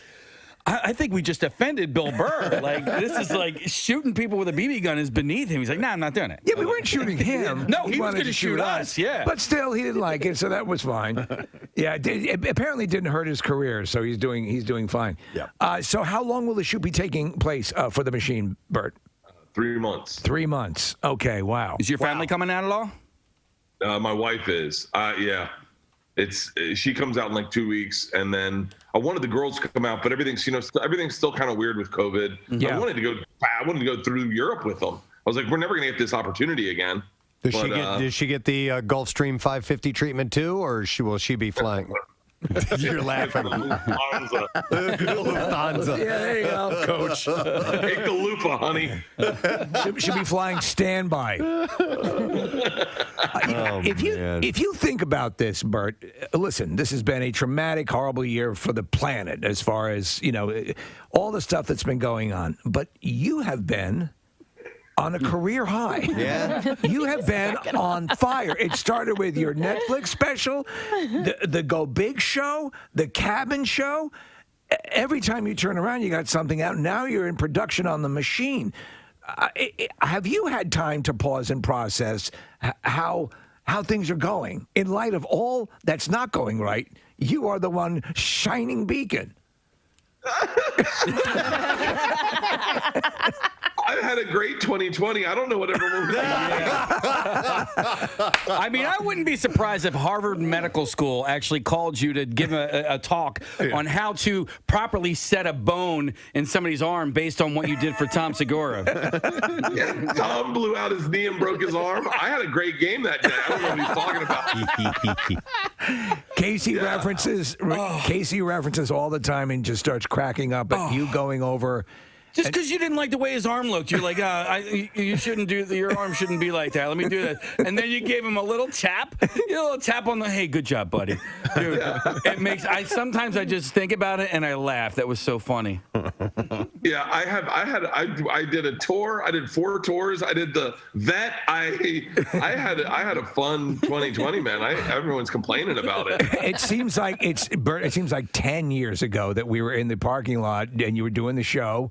And but here we are. Yeah, but at least the general consensus and feeling is that we're moving out of this, which is good. The last thing that we did as a show collectively with listeners involved Bert at the Cardboard Classic. Yeah. And that was a little more than a year ago at this point, but Bert was there for that. And then the crap at the fan, man. Yeah. Everything stopped. And then the Buccaneers won the Super Bowl. That's your team.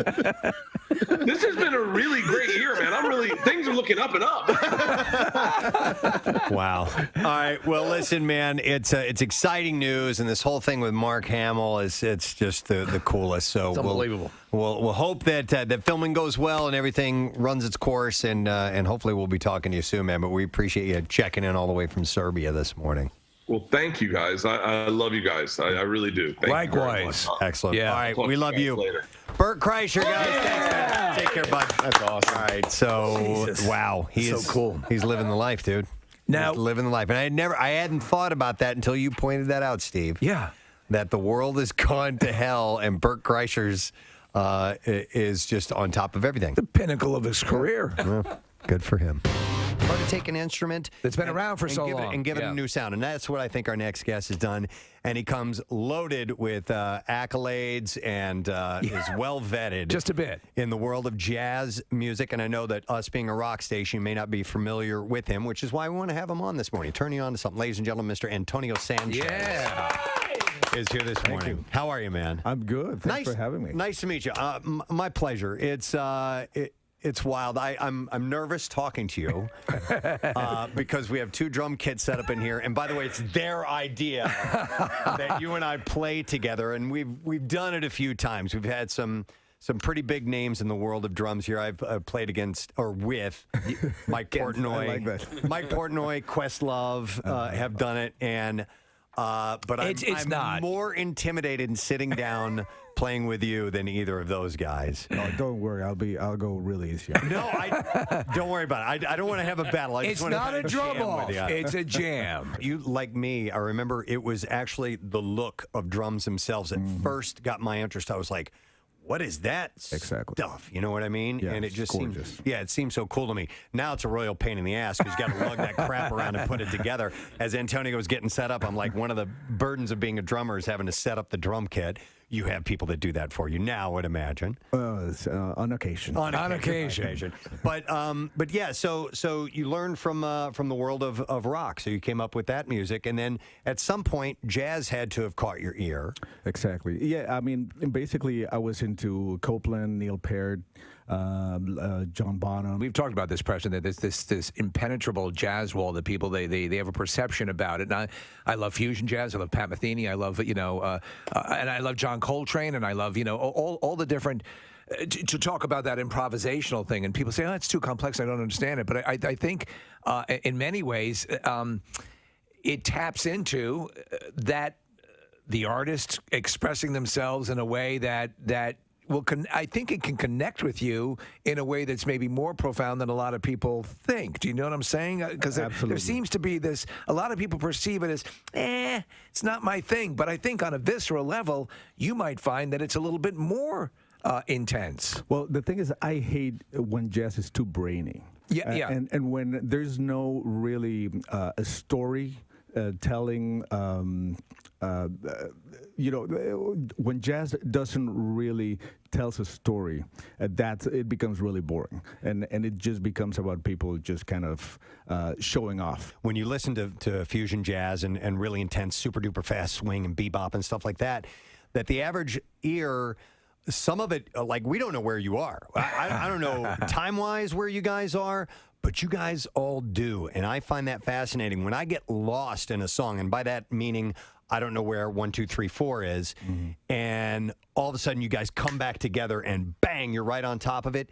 It fascinates me as a percussionist. I'm like, how the hell did they do that? It's so cool. I think anyone can appreciate that. But you can see how daunting that is to people who don't understand what you guys are doing, because it can sound like noise. Exactly. You know what I mean? But that's one of my main missions. And, Steve, you mentioned Pat Metheny. I've been playing with him for 18 years. So, one of the things I learned from him is to try to make things accessible. You don't have to be complicated for the sake of being complicated. And it's a lot about lyricism, about melody, and about communicating something to the audience. If you're overly complicated just for the fact, just for the sake of complication, then you lose me as well. A couple of drummer questions for you, going back to Stuart Copeland for a moment.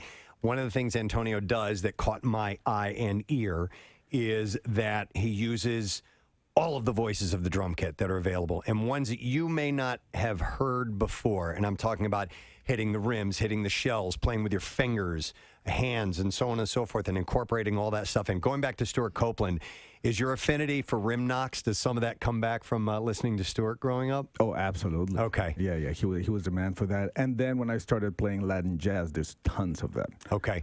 How about using, because the first thing that I found really, really interesting about, I just pulled up and it just said on YouTube, Antonio Sanchez drum solo.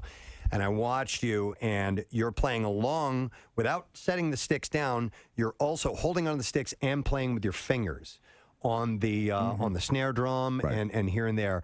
And it sounds like more than one drummer is playing at the same time, which I found really interesting.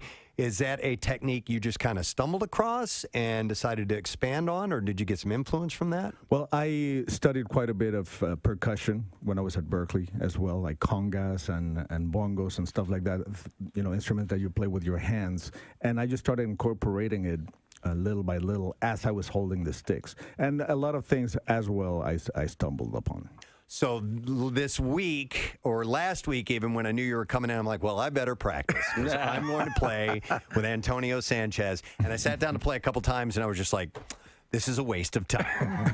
I'm just going to wait till he comes in here, and I will just do what I can. He was in here early, by the way, before the show, banging away and trying to get up to speed. But, but it is what it is. It's all good. But when someone is, when you were really into it, how much were you practicing a day? It had to have been a lot. I was never the kind of guy that would practice like 7 hours, 8 hours a day. I saw a lot of those people at Berkeley, and I was like, oh man, I should practice more. And then I realized that I was playing way better than a lot of those guys because I thought, I was practicing in a smarter way. Okay. I was working on my weaknesses way more than my strengths. Right. And I would do like 3 hours a day, 4 hours a day.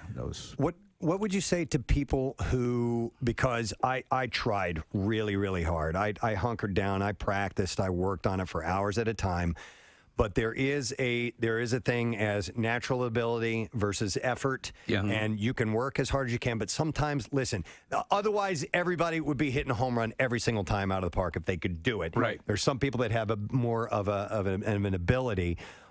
If you find yourself plateauing, technique-wise, ability-wise, and it frustrates you, is there anything that you would give as advice to people as to, don't give up? To me, the most important thing, I always say that technique without concept is like giving a machine gun to a kid. Okay. It's a very powerful weapon that if you don't know how to use it, you're just going to injure other people around you, with your lack of musicality. Yeah. So to me, it's always go back to the music. What is musical? Sometimes you hear this term, oh, he's such a musical drummer. Yeah. What does that mean? That he plays with taste. You never say, oh, he's such a musical piano player. Right. Because it's understood that musicians play music, and a lot of times drummers are not musicians. There's just drummers that bang away at the instrument. You and I are going to play together. Okay. Here's what I'd like to do: we jam a little bit, all right, and then I want you to show me something stupid, or something awesome, because we got to get a taste of. All right, so sounds good. Sashay on over there. Preston's ambling on over, and Antonio's getting in place, and we have two drum kits here side by side. Hey. I am so nervous. I'm shaking a little bit. Antonio, do you know how to play Wipeout? Can you play Wipeout? Stop it. I never did, but we can. Why don't you want to trade 8? I'll start a beat and we can trade 8 on a little solo one or something like that. Yeah, sounds good. All right, who's going to start first so we know? Well, we'll start together. All right. Oh, you start. Oh, okay. Well, you know what? Here's the deal. I'll play a rhythm, and Antonio will sync up with me because he may start playing something I can't play. Yeah. So let me start. That's probably inevitable. Okay. Yeah. So and then at some point I'll do like a little 8-beat riff, and then he'll do it, and we'll figure it out, right? Yeah. All right. You'll figure it out. All right. I don't know what to do.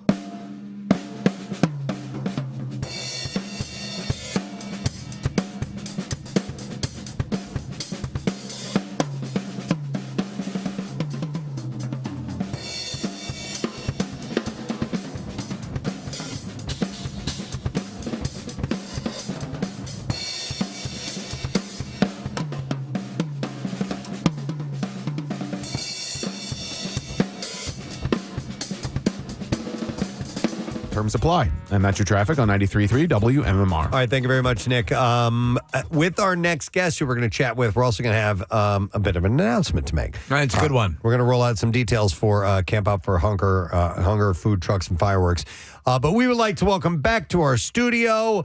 He is the food reporter for the Philadelphia Inquirer, our good friend, Mr. Michael Klein. Hey, guys. Here. How you doing, man? Fantastic. Nice to see you. It's always great to see you. And we were just talking off air. The last time you were in our studio is when we did the golden shiv for the Chi-Chi cook-off. Chi-Chi cook-off at ex-cons. Yes. With their prison recipes. That was amazing. Some of these guys are back in. Michael was here. Well, they need more cooking tips. Yeah, of course. As one of our judges, and Nick Helmy, and we had a good time. We awarded the Golden Shiv, if you remember, which was wonderful. It was a lot of fun. But Michael, you're here to talk Yes. about a new endeavor that the Inquirer has underway. It's called the 76. The 76. This is our list of essential, vital restaurants in the Philadelphia area. It's not the 76 necessarily best restaurants. Okay. But it's restaurants that we feel sell and describe the region as a food scene. Okay, good. Because when you get the best restaurants, sometimes that's very exclusive and very expensive. And I'm sure that there are some exclusive and expensive ones on the 76 as well. But then there's also times you just want something good to eat. Also, yeah, when people are coming in, well, what represents the area right from the get-go? And I love when you started to roll this out. It was, seeing it pop up, and the whole presentation is great.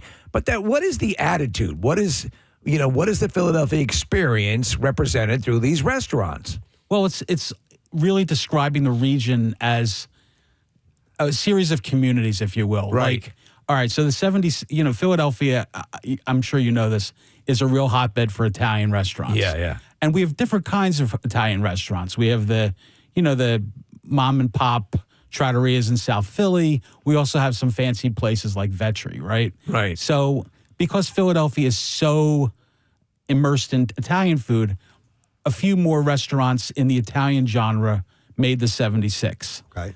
Mexican food is extremely popular here. Same. What's on the ascension as far as what's is Mexican the up and comer? I mean, if you're even if that even applies to the way you're phrasing it, but things tend to sort of ebb and flow. Yeah. Mexican is really popular. In fact, on Wednesday, in my newsletter, I'm going to be announcing another Mexican restaurant from a pretty well-versed chef. All right. So Mexican is on the rise. It's a very solid genre here, and it all started maybe 25 years ago. There was one chef who came here from Puebla and brought basically his whole town to Philadelphia. I'm not kidding. Yeah. They opened up Mexican restaurants, and they, because Mexican food way back in the day was in the Kennett Square area, where the mushroom farms are. Yeah. And the workers, of course, would set up restaurants. But now South Philadelphia is, they call it the Italian market. It could be the Mexican market now. Okay. It's wild to see that happen and the progression. And is in the restaurant world and in the 76, how much in the way of fusion restaurants is represented? Is fusion still a thing that has? Well, it's not defined as a genre as fusion, but it's some restaurants that do really great restaurants that do different cuisines really well. Okay. Well, what would be an example of that? Let's see. Okay, there's a place, I don't know if you've ever heard of it, and that's, by the way, this is part of the trick of this book here, or this list of 76, is that they're not all the famous fancy restaurants or the famous restaurants in general. There's a place in Bristol, Bucks County called Jules at Market that most people probably haven't heard of, which is fine, but they do seafood and they do American food as well as any place that we've tried. Well, to use these things as a guide, I love that, because everyone would, let's try someplace new. Let's try, this is a go-to list. Right. Well, we also have new restaurants. We do have that, but we also have the classics like John's Roast Pork. How can you do a more iconic? We have the icons. So Right. John's Roast Pork is in there, for example. Right. But my colleagues and I took this really seriously. Our critic, Craig Laban, came out with, had his opinions. He's the critic. But the rest of the food team and some other people from staff went out and found other places, and we argued. The arguments were amazing. I'm no sure. doubt. People get passionate. All right, so for the 76, and you had said the word book, but what exactly is it? Is it available in what forms? It's available digitally. Okay. You can go to, it's so easy to find, inquirer.com/76. Okay. Easy enough. And we also had it published in the paper a couple of weeks ago. It was a little magazine. Okay. So you can buy that, and I'm sure it's available somewhere on inquirer.com in our store. If you want a hard copy. If you want a hard copy, you didn't get it, and you can they'll mail it to you. Okay. So going on to the online version, is there a way to, because 76 is, it's a lot of restaurants. Yeah. Is there a way to sift through that or filter through that? You can filter through it by, by genre, and we set everything into chapters. So, like we called Fresh, which is the greatest of the latest. Okay. We have some of the icons that are a little bit more. It's searchable. It's you can go through. You can search for it geographically. Okay. So that's the other thing. Back to Jules' That's Market great. in Bristol. If you live in Westchester and would you go there? And I think that every one of the restaurants in this guide is worth a drive. Okay. Well, good. That's good to know. But also, there are times when you don't want to take a drive. Awesome. So the fact that you want to, that you can search regionally makes a lot of sense to me. Because when I go out and I start looking for a new place to go to, and sometimes it'll happen when I'm out of town. Say I'm visiting my sister and I'm down in Florida or something like that. Right. And I'll just do a generic, Google search, restaurants near me, whatever.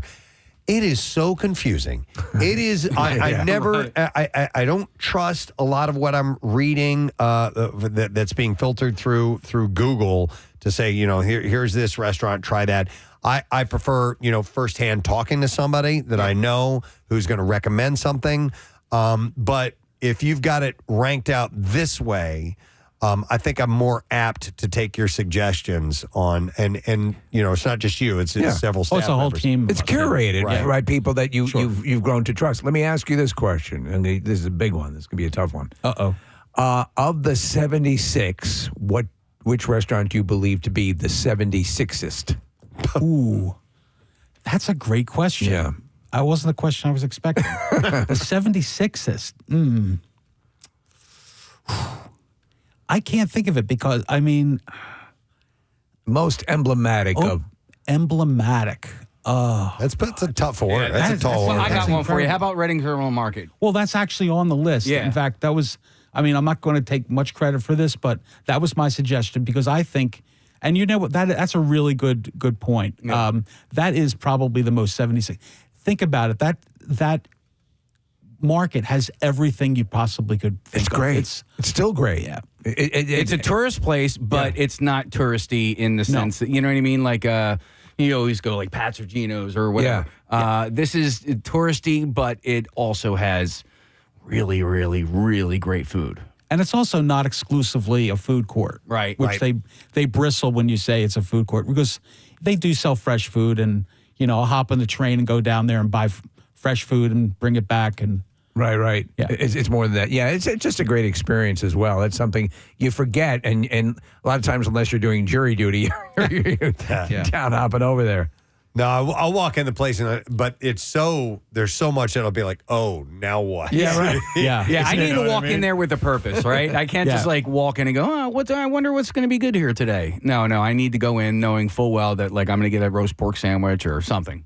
Yeah. What is it? By the way, you would know this. What is the process of getting in to Reading Terminal? Because I assume that is just prized real estate. Yeah, you apply and they there's a board that goes over everything, and they have a tiered system of like fresh food, the grocer, the farm stuff that gets priority, but they also want diversity. They don't want 15 cheesesteak places. Right. And right now another cheesesteak place just opened, but it replaced a previous cheesesteak place. Carmen's closed, and this place called Uncle Gus's opened. Oh, this is the two. What are the rest?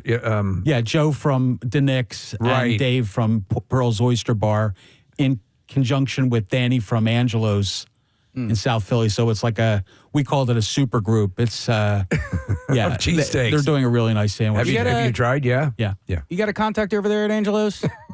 Yeah, I need to get in touch with Danny for something on Wednesday. Oh God! Good luck. He's going to New York. He's opening a cheesesteak place with Bradley Cooper. Yeah, they had the food truck up there briefly. They did last December, and but that's now what they were serving. Yeah, well, I have a brick and mortar. It's opening really soon. But he's that man is like he's on the road all the time and. He doesn't sleep. Yeah. Can you tell me a little bit more about Middle Child Clubhouse? Because this popped up on my Instagram feed a few months ago. It was a pancake that they make, and I was like, I need to get there immediately. Are these guys the real deal here? Oh yeah, and they're in the list too. In fact, they're the cover image. Are they really? Oh yeah, that's for the 76. Really? Yeah, that's them on the cover. Yeah. Wow. Yeah, they're it's really great. I mean, you might call it hipster food, but it's done really well. No gimmicks, good drinks. Is it breakfast, lunch, and dinner? Oh, you know what? I think they're just lunch and dinner now, because the original one on 11th Street does breakfast. Okay. Yeah. Okay. Well, the 76 is now, it's up and running. You can get it. You can get the hard copy, or you can obviously go online. And how often will this be changed, updated? Well, probably in real time. We're still, we look at this as painting the Golden Gate Bridge. You finish it and anyway. Start again. So it's a continuous kind of thing. Okay. In fact, a couple of the places have closed. Okay. Really? Yeah, we acknowledged one that it closed just before we hit the button on the print edition. Of course. Yeah. But restaurant business, man. It's always changing. Yeah. But we have one of the best restaurant scenes in the country around here. 100% agree. Yeah. And it's because of a number of factors. One is we're geographically, we're only, an hour by train from New York. Yeah. So that really helps. Our real estate is a lot cheaper, and real estate deals really dictate what happens here. Because if a restaurant's paying too much in rent or can't buy a building, it just destroys the whole business model. Yeah, So, absolutely. Yeah, and it's but listen, we do the connoisseur feature every week. It's all food based, and it's people. It isn't we're like, oh, do we commit something every week to this? And people respond really well to it because it's part of what we do. It's part of the experience of being here. So we embraced it. Yeah, I so wish. No offense, guys, but I so wish Marissa were here right now. I know. Oh my gosh, she's your fellow restaurant junkie. She loves this stuff. And you can go to Enquire.com/76. Yes, and you get can. the 76. Yeah. Now we're going to go into this thing about the Camp Out for Hunger, but there was something you wanted to mention about Camp Out for Hunger. You wanted to bring up. No, I other than to say that it's like the greatest promotion and the greatest fundraiser I can imagine, because it really brings the community together. It's a wonderful thing. That's pretty much all I wanted to say. Oh, that's awesome. It's Thanks, our yeah. baby. Yeah. It's our signature event. So, but I wanted Michael to be here for this part because this is food related. And it's the Food Trucks and Firework event that we have coming up on Monday, a week from today, December 2nd. And I'm going to announce all of the food trucks that are going to be there. Now, Mike admittedly is, you're familiar with food trucks. It's not your area of expertise fully. Not necessarily. Yeah, but you do know a few of these. So I'm going to mention all these. We have 1, 2, 3, 4, 5, 6. And Marissa was the one who put all this together. So she's not here. 7, 8, 9, 10, 11, 12. We have 13 food trucks this year. Which is your angel number. Plenty of food for everybody. So here we go. Case, give me some underground music if you don't mind. And we will... Velvet Underground. We'll go through these. So we're going to start with number 1 is a food truck called Grubaholics. Grubaholics is Philly-born Caribbean food plus crafted with love where the grub addicts are welcome. So this is Caribbean-based food. Anything you know about them, Mike? I'm not really familiar with them. Okay. But Caribbean food is quite tasty. Absolutely. And by the way, we have in the 76 also. a variety of genres. So we're also going to have Fire Nashville Hot Chicken. Oh, they're great. They have a store, at least one location. Okay. Yeah. And they are considered the best authentic hot chicken outside of Nashville. I think we're going to have to try that. Then we have Spuddy Buddy Fry Factory. Whoa! Yeah, winner of Bucks County's favorite food truck for 2024, specializing in artisanal French fries, funnel fries, and nostalgic candies as well. That sounds interesting. They got the best name so far. Spuddy Buddy is fantastic. Is I that love it. fennel on those fries there? Fennel? No, those are scallions. Ah. Yeah. All right, then we have Wilson's Secret Sauce. Hey! Oh, yeah. Our buddy Steve Wilson, fantastic food. Excellent. Yeah, it's very good. All right, then we have a place called Scratch Kitchen. They will be joining us. It says serving up simple, honest food made from scratch. I'm looking at pictures, variety of tacos and fries and burgers and all kinds of good stuff. This. I'm famished right now. All right, then we have the Ravioli Remix. Hey! A unique spin on the traditional Italian ravioli. And looking at the photos of here, there's a variety of different, it looks like, fried raviolis and boiled and a twist on a little bit of everything. Pumpkin pie ravioli, caramel apple pie ravioli. So they have dessert versions too. Nashville hot chicken with hot honey. What? These are all raviolis. 4 cheese stuffed ravioli. So that's going to be badass. We have to turn this up, Case. We're going to get all of that. All right. No, I guess not. All right. Then we will have the 2 Street Sammys as one of the trucks. Dedicated to providing locally sourced food, offering delicious fare for any occasion. Followed up a place that we fell in love with just from the name alone, and then we had them out on a few occasions. Corn Hub. I know that, dude. Will be joining us. And, dude, they make the Mexican street corn. Really elaborate. Loaded with all this stuff. Yeah. It'll blow you away. And the fact that the sign looks like the Pornhub logo is just a benefit. And then we have the Farina pasta truck. Oh, he's really good. Oh, really? Yeah. Okay, really excellent. Good. This isn't Makes his own stuff. This isn't Farina DeVita, is it? This is a different. Okay. And it says build your own pasta. So I assume you get to do your own thing with that. Then following that up is the Brotherly Love Cheesesteak Spring Roll Company. So gourmet cheesesteak spring rolls, a variety that you can choose from. I'm a fan. Also for food trucks and fireworks will be Petrucco Pizza. Very good. It's a mobile oven, like a wood-fired oven. Oh, love that. It's been around for a while. Philly's premier. Is that a big red truck? Yeah. Yo, they're great. Yeah, they've been around for a while. Wood-fired pizza truck serving 12-inch Neapolitan-style pizzas. And then 2 more Fiesta Churros. Ooh. Dude, we got a churro truck. Yeah. Hot, freshly made churros with optional fillings. I friggin' love churros. And then last but not least, we have awesome little cupcakes as a food truck as well. Wow. So we've got everything covered here, man. Everything from Italian to Mexican flair to Caribbean to Nashville hot chicken, stuff from scratch, corn. There's pasta, cheesesteaks, pizza, churros. Man, this is going to be an epic night. Pretty decent spread there, Michael? I would say there's a lot of deep fryers going there. Yeah, very nice. Yeah. Yep, so that is going to be on Monday, December 2nd from 5 to 8 right outside of Xfinity Live. And, of course, with Celebration Fireworks setting us up with the not only fireworks show, but the drone show. And we've had enough rain where I think we're going to be fine for that. Yeah, listen, the fireworks are unlike anything you've ever experienced. Everyone who comes to me and talks about the experience of coming down and seeing it says it's like you're closer than you've ever been at a safe distance, of course. That experience is great, but then the drone show last year blew us away. Yeah, and let's not forget the giant flame gasoline explosions. I love that. That are badass, too. So. I'm just trying to figure out my plan of attack as far as, you know what I mean? Eating? Yeah. I know. I was thinking the same thing, Case. I'm going to grab Tupperware. Yeah, that's probably a good idea.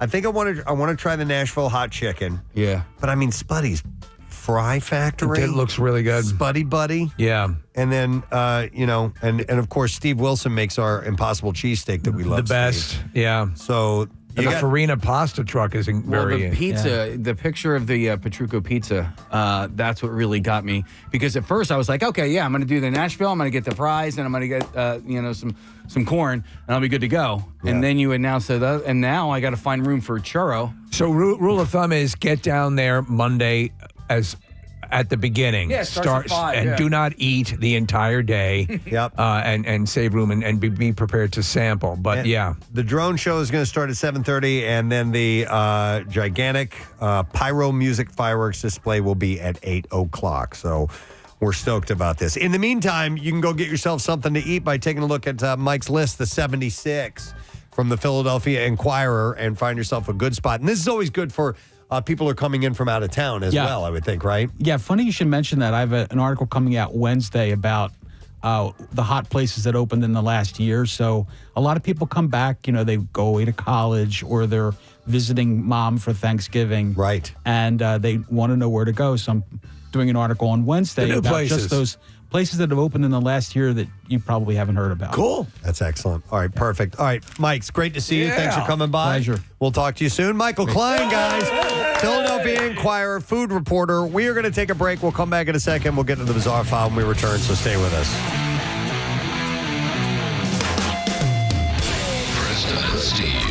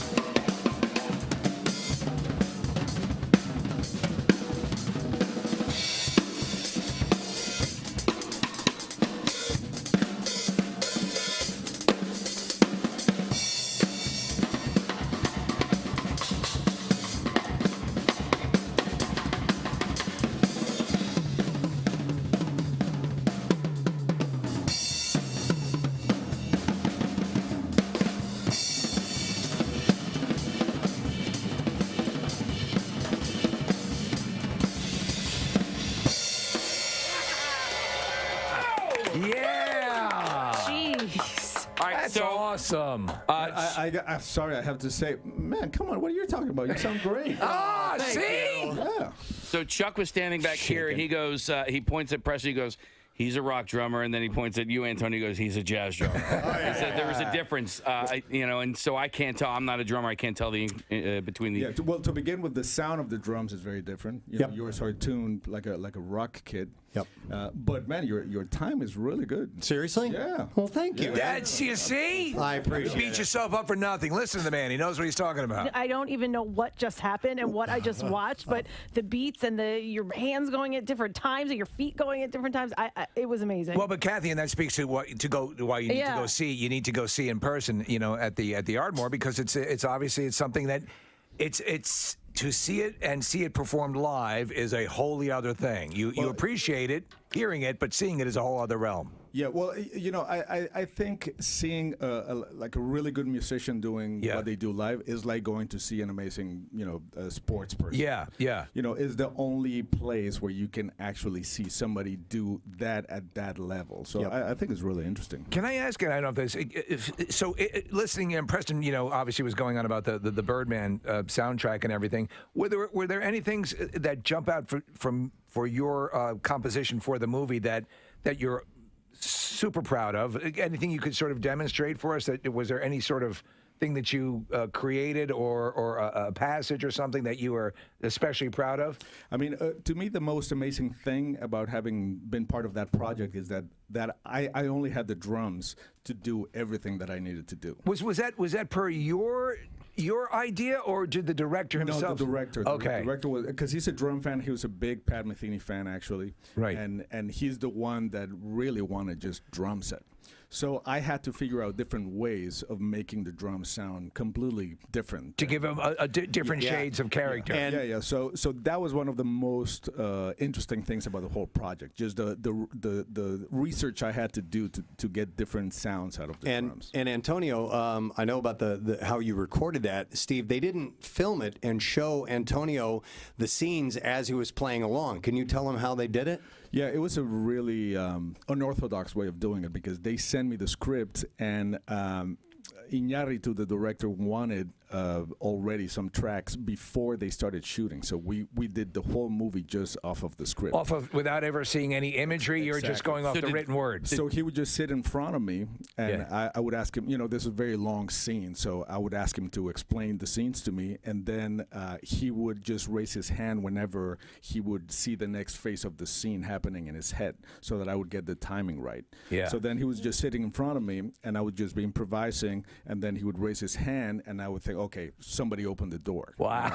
And then That's I would play crazy. an accent and then keep playing. So we did the whole movie like that. Yeah. It was really cool. And then they superimposed those passages, tracks, on the rough cut of the film. Then they showed me what they did, and then we redid a lot of the things. You sort of shorted up. Yeah, and this time looking at the film. Huh. Yeah. It's pretty amazing. Yeah, that's why you have that it has such a jazz feel to it. Yep. Yeah, even Absolutely. cinematically. Hey, Press, we only have a couple of more minutes if you wanted to. I want to get, if you don't mind, if you wouldn't mind doing a little improv for us real quick. Yeah, Just sure. Antonio Sanchez. Here we go.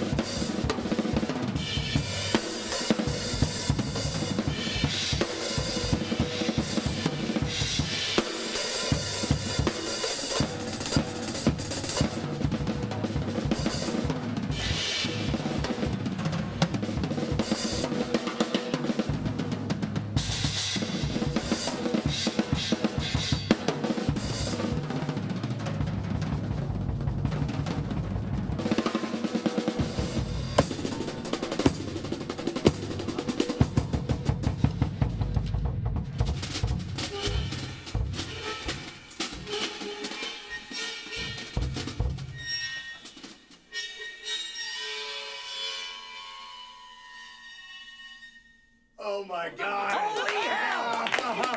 That's freaking amazing! Oh my God! I'm telling you. This guy brings out voices of the drums you've never heard before. That squeaking at the end there. I thought something had fallen because he was kind of reaching down, but you went underneath the drum? He was playing with the snares. Yeah, and also hitting not only the hi-hat with the edges of the sticks, but the snare drum with the butt of the sticks at the same time. Playing the whole drum. That's massively impressive. Oh my God. Unbelievable. Thanks for having me. You kidding me? It's an honor of mine. Thank you so much for being pleasure, here. man. Thank Ladies you. and gentlemen, Antonio Sanchez. Thanks for being here, Antonio. Thank you. Thanks for having me, guys. And this, and then the next thing. Okay, what is the next thing? The next thing is there's another Philadelphia legend. I don't see the phone line. He's zooming. Yeah, we're Oh zooming. my God! All right, real quick, you have about 3 minutes left to enter the word flowers for the money clip. So you got to do that now. Flowers. And that we will get a winner a little bit of $500. Yes, he's a Philadelphia legend, and we love him. Going to be performing on Saturday, yeah, at the Hard Rock in Atlantic City. And I'm telling you, I told you I got a Twitter alert this morning that he was tweeting about us. And it was ridiculously early. We hadn't even started the show. It was like 5:30 this morning. Yeah. So I don't know what he's doing up at that hour. But ladies and gentlemen, the one and only Mr. Bob Saget is joining us. Preston, Steve, I don't know what to say. And to hear 5 people applaud in the morning makes me feel like I'm on South Park. It's so good. I am so stupid. I got up as I do at my elderly age to go to the bathroom. And I said, hey, you know what? I'll tweet the show. That'll be great. And then I put, I'll be on at 7 a.m. because that's LA time. And I forgot that there is a time difference. Yes. But I was shocked. So that would have been we would have been up at like 2 o'clock in the morning doing that this morning. Yeah. 2:30 in the I morning. watched the movie Mank last night because I wanted to know how good Hollywood used to be. All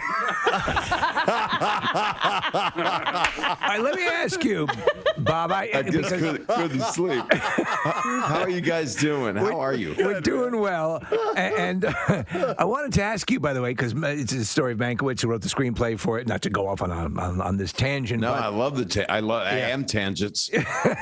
Are you, I contend, a lot of people, when they finally see Citizen Kane, they get dismissive of it. It is a masterpiece, is it not? It is worth. I believe it is. Okay, I believe it is. It did a lot for snow globes. And sleds. Sleds went up. Were those the tchotchkes they sold for the? That was the merch right out in the Grauman's Chinese Theater. So all the radio stations in the area, they got snow globes and they got snow globes and rosebud sleds. Yeah. Oh my God! I can't think of a lot of other RKO pictures except for 2 more that Orson Welles made after that. But but that has nothing to do. And you got to talk to my friend Bill Burr this morning, who is going to be where I'm going to be Saturday. He's going to be there in September, and he's one of my favorite people on the planet. Well, he was being very humble about. Casey had mentioned that he's kind of in that top. Chappelle range. Upper echelon of he's Bob in the Saget ethos. range. Yeah, but he doesn't. I would put him higher than me, and he would also. Most people would, Bob. I was actually talking to him. He was over my house. I'm sorry, you were going to say something about Bill. Go ahead. Just how great he is. Yeah, no, I was just going to say, he won't. He doesn't accept that he's at that level, which is healthy, I think, for somebody in the entertainment industry, in any industry, to realize that you can always be better and so on. But he was kind of humble about that. Yes, that response. self-deprecating. But he's one of the best, man. He is one of the best, and I was there. I was on before at the Twitter Center in Camden when he had that Opie and Anthony virus set. It's legendary. Booed. Yeah, I was standing backstage. I was standing next to Jeff Wills, the head of Live Nation Comedy. I was under the monitor. I'm watching it. I'm going, this has gone great. And I said, this is amazing. This is exactly what I would do if I was going to get booed. But I had a sweet spot in the show, like right in the middle. Yeah. So by then they got tired of booing people. It was kind of what we call herds now. It wasn't a herd, it was just booers. And he got off stage in a cold sweat. He said, did you see that? That was terrible. I said, Bill, you literally just made history. That video is going to roll forever. I saw you. I think you're on Rogan describing the whole situation, and that like the comedians all actually something that was promising to be so cool and fraternal turned out to be a nightmare, like Platoon. And you said in that moment he secured his legend by and the fact that he was dissecting everything that we hold dear, and you could win over an audience by throwing it back in their face was just an amazing thing. He roasted them in the way that roasts. Well, it was cruel what he did, but roast used to be MMR.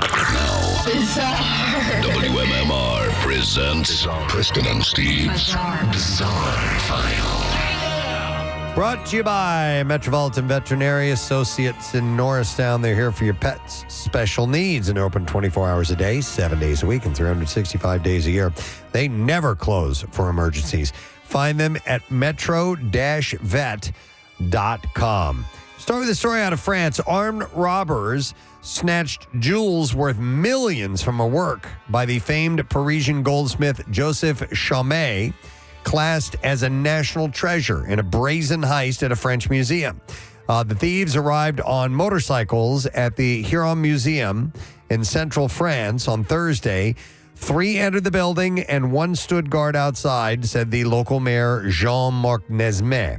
The group fired several shots and headed for the museum's star exhibit, a 3-meter work made in 1904 depicting the life of Christ in precious metals, jewels, and ivory. Kevin, where the hell did I get that? Known as Via Vitae, or Kevin. It was That is Jesus? No, that is Kevin.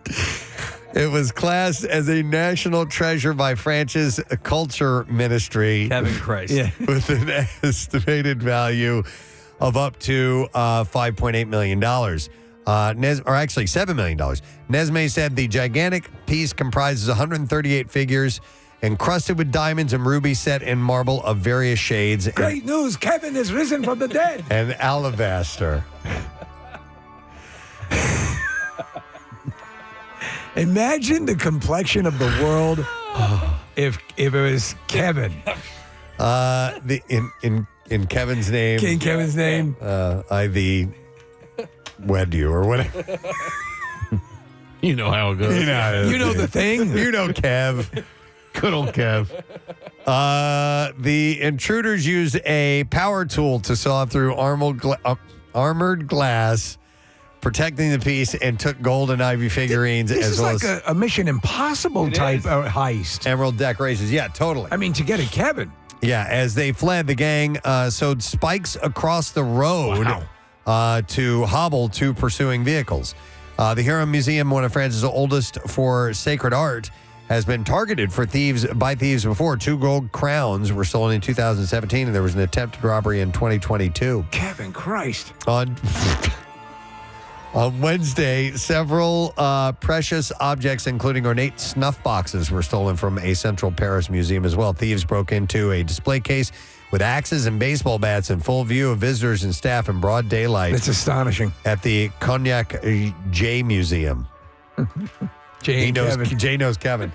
But they've had some high profile thefts like this in France before, where they get on the motorcycles. And to distract people and come in and do these big, huge heists. Remember that when they robbed Kim Kardashian, they got into the hotel and fled on motorcycles. Yep. In England, a severed arm and leg have been found hidden in bushes near a prison in Thamesmead. So the human remains were found by a member of the public on Wednesday afternoon, and it comes as a decapitated head was found on Halloween in Edinburgh. Wow. Police said a 74-year-old man... That's going all out for Halloween. ...died after being hit by a single-decker, I assume it means a bus, on Saturday. The circumstances of the collision are under investigation, but witnesses out celebrating Halloween mistook the head for a prop. A receptionist, of course he would. A receptionist working in a hotel near where the incident said she heard about what happened after arriving at work when a colleague told her that a human head had been Tropic found. Thunder. It's messed up. Yeah. Oh my God. Authorities are seeking to prosecute a zookeeper in Japan who is suspected of repeatedly stealing food intended for the animals. Stealing the animal food? At Osaka Zoo, yeah. Police sent papers on the suspect to prosecutors.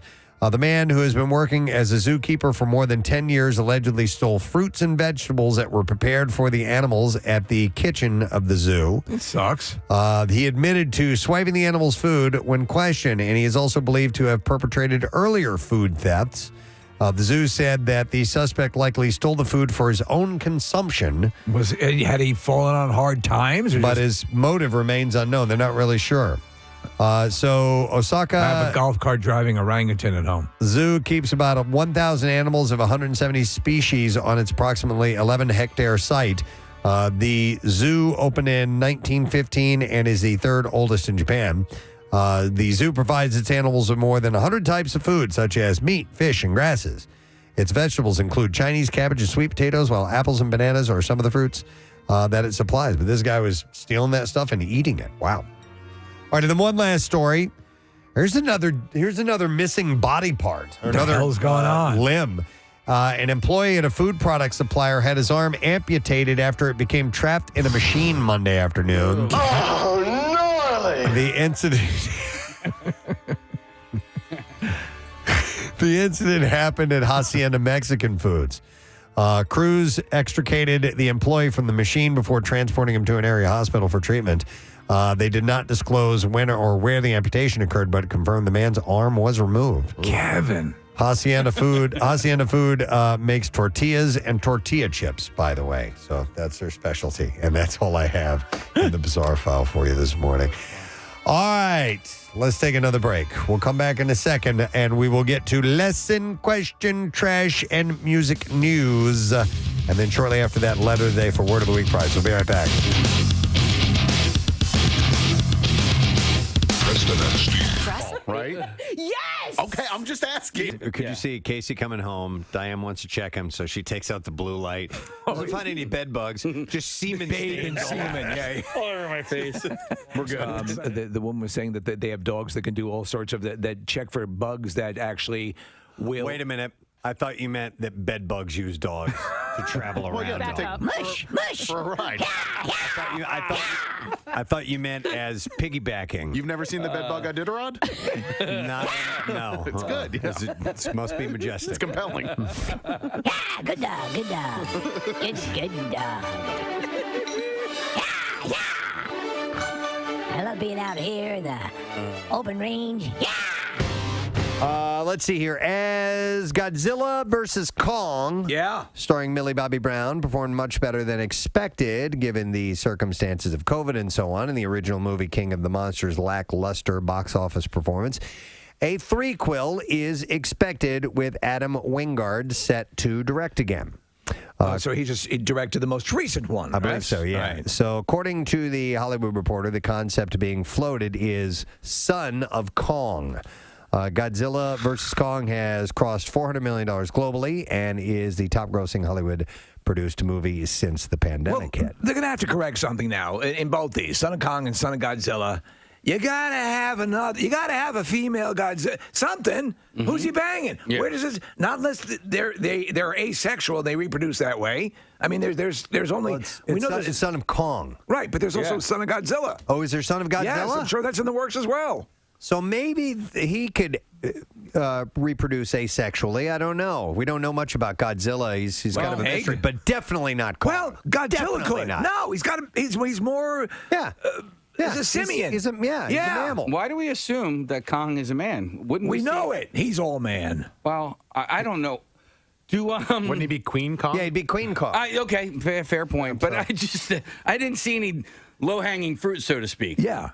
Yeah, they left that out. In fact, can you on apes, or do they? I've never. Is there junk external? That's a good question. Apparently, it's pretty small. I remember. We talked one point about animal genitalia. Yeah, but even on Kong, it would be big enough. You're right. But it'd be the size of proportionally VW. You know. Yeah, it'd be the size of me. Be as tall as Steve. I want to see King Dong. I want to see it. There actually was a movie called King Dong. Of course, there was. Yeah. Well, maybe it's a rom-com. Like he's romancing this lady, and that's about how they have the baby together. Oh, the next Kong the movie? next one, yeah. 4 weddings and a King Kong. That could be. There could be something like that. We'll have to see. An inspiring story. Giant ape walked into her life.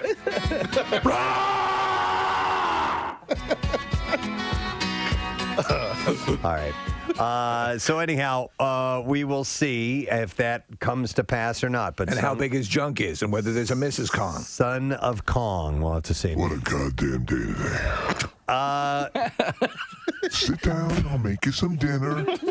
I'm fighting these things that are apparently prehistoric.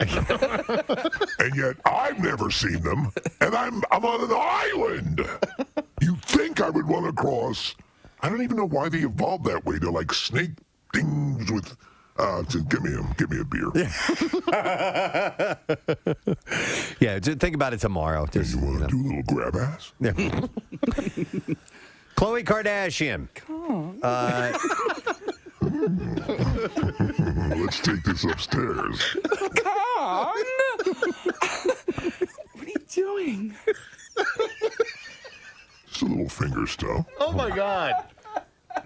There's no little finger stuff in here. Oh, it's bigger than my penis. No, it's perfect. A lot of gorillas are like that. It's okay, baby. It happens. No, not to me. It's those dumb lizard things that I met today. You can't stop thinking about it. I'm just distracted. Forget about the lizard things. Come upstairs. Let's have some oysters. Okay. Should I move on to Khloe Kardashian now? Okay, thank you. Same size. I have the floor now. Maybe that. There you go. King Kong marries Khloe Kardashian.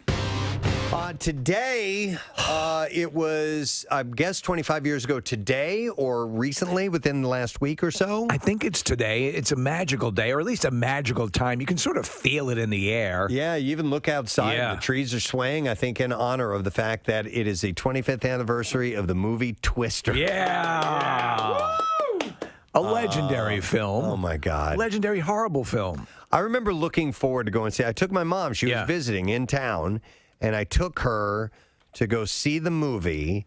And the big hook were the effects. That's it. At the time, the effects were kind of groundbreaking. The CGI depicting these tornadoes. And they were amazing for the time. They did a great job. Yeah. It was such a stupid movie. The whole concept. It was just piss poor. Yeah. Yeah.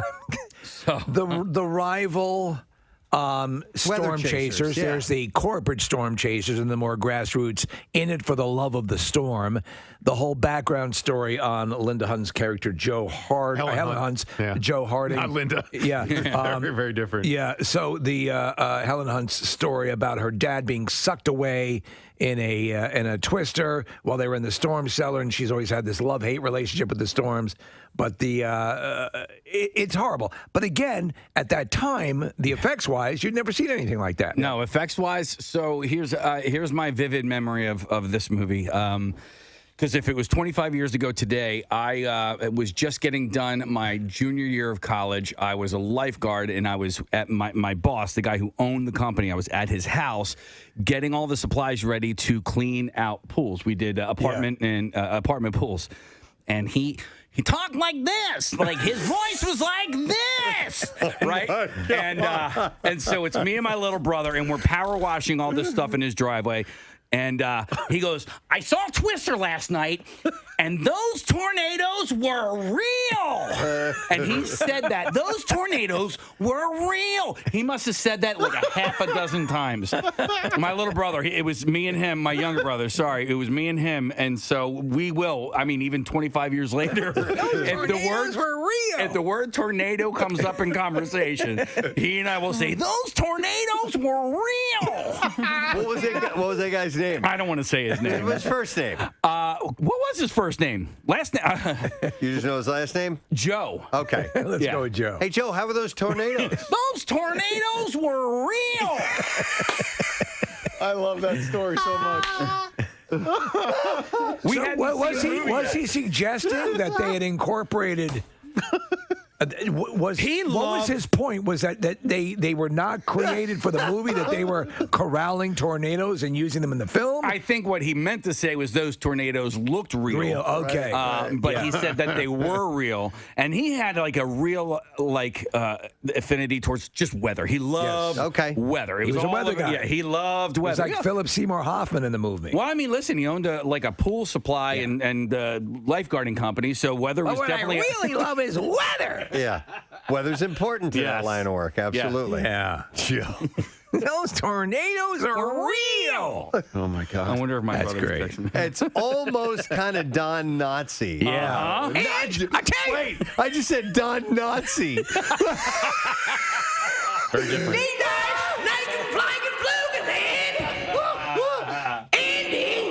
Don Nazi. Citizens of Mayberry, I find nice and gloomy. Oh my God, I didn't even mean to do that. Wow. Okay. in here. I have something for him to do. We got to talk about this Jewish thing. All right. But you guys would be surprised how many people are texting in on how this is their favorite movie. Yeah. Or that it's their I don't even get why the we're best talking movie. about it. It's the 25th anniversary. We're talking about it tornadoes because were real. Who cares? I mean, come on, Cap. It was real. By the way, when Casey says that, he puts his hands by his sides. Yeah. I'm trying to like he pushes them into his sticks his elbows out and goes, "It was real. Those tornadoes were real." Primal Fear. Ed Norton has them as a very diabolical character, right? I remember he's completely psychopathic. A good twist. It's a twist. Yeah. It's a twister. It was Those tornadoes were real. Dude. I can't believe we just met this guy. I just can't now. believe I never took. You've never brought it I up. love that. Dude, that guy, man. He lived in this beautiful, huge home. I'm like, how the hell, like looking back on it, I'm like, how the hell did you just own a pool company? You know what I mean? Anyway. There you go. Yeah. All right, well, good on And he him. loves- My family money is real. I want to get movie reviews from that guy. Yes. Other movies. Other movies from Joe. Yeah. I love it. After grieving her husband Prince Philip's death, Queen Elizabeth is back to her royal duties. On Tuesday, she made her first official appearance following Philip's funeral. And she was seen... Oh, grinning. I thought it said grinding. I thought it said gurning. She's gurning. Now, what's this? I'm sucking my chin into my mouth. Wait, do we have the bell? It's the gurning. Her Royal Majesty will now suck her chin into her mouth as part of the royal gurning.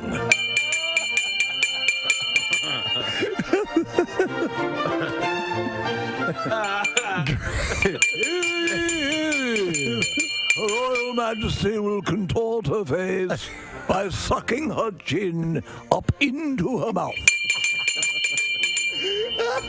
If you're not familiar with gurning, it's when people like take their false teeth out and suck their lips into their mouth. If you know what bitter beer face is. Yeah, that's gurning. So she was seen gurning during two virtual audiences with Windsor Castle. So yeah, Prince Charles will gurn simply by standing there. No, it was grinning is the word I read incorrectly. So. By the way, this very bell came from England. No. Really? Yes, it did. I ordered it on Amazon, and it came, and there was the parcel information said from England. So maybe it's the one the Queen uses. It might be. Where's my goddamn bell? the gurning. I sold it on Amazon. There we go. We had mentioned this earlier this morning, but it's definitely worth bringing up. The restaurant named Cadence, which is a BYOB on Girard Avenue, was named the best new restaurant by Food and Wine. This is that's a super well respected journal in the world of the culinary happenings. Yeah. Stones on 93.3 WMMR. Everything that rocks. It is 20 minutes after 10 o'clock. And Preston and Steve on a Monday morning. Keep in mind, our Word of the Week prize only 3 letters long this week, because obviously Thanksgiving on Thursday. We'll be off on Friday, and then headed into Camp Out for Hunger next week. So we'll get to that in a little while, but just 3 letters. That's all you have to keep track of. So we'll give that sucker away on Wednesday. We are giving something else away right now. It is via the lesson question. We're going to have a pair of tickets as MMR presents Daughtry and Sleep Theory. Saturday, November 30th at Franklin Music Hall. All right, let's see If you know the answer to this question, what color does the high-pressure toilet unblock shot toilet pipe plunger high-pressure toilet unblock A-shot stainless steel toilet snake high-pressure air drain clog remover plumbing tool come in? Good one. It's only one color. It comes one in. color right now. Yeah. 215-263-WMMR. It was either that or what do they call Jesus in France? Kevin. Mary Kevin missed, by the All way. right. What's that? Mary Kevin Mary missed, by the Kevin way. missed, yes. All right. Let's do the trash and then we'll see if you know the answer. I'm not repeating that question again until we go to the phone. So here we go. The trash business is a gold mine. 93.3 WMMR with Preston and Steve's Hollywood Trash. All right, Steve, what's up this morning? Well, Patrick Mahomes was fined $14,000 for using his fingers to mimic a gun after celebrating a completed pass. Mahomes is also being investigated for domestic terrorism after he pushed a pretend plunger down that could have very easily detonated pretend dynamite. Adele wrapped up her final weekend residency in Las Vegas, emotionally citing early scheduling issues for making this the, quote, worst year of her life. I know exactly how you feel, said one audience member whose face had been ripped off by a rampaging chimpanzee. Oh, my God. And finally, Billy Ray Cyrus extending an olive branch to his strange daughter, Miley Cyrus, by posting a sweet throwback birthday picture of her as a baby. Billy Ray then mucked things up with a caption that read, "Years before the sluttiness." Oh, my God. And that's a hard All right, let's see if you know the answer to this question. What color does the high-pressure toilet unblock shot toilet pipe plunger high-pressure toilet block A-shot stainless steel toilet snake high-pressure air drain clog remover plumbing tool come in? And we will go to Tammy to see if we know the answer. Hi there, Tammy. Hi, Steve. Or Preston. And Steve. Oh, no problem. All right, so Tammy, what color does the high-pressure toilet unblock shot toilet pipe plunger high-pressure toilet unblock A-shot stainless steel toilet snake high-pressure air drain clog remover plumbing tool come in? That would be red. It comes in red. Hang on, Tammy.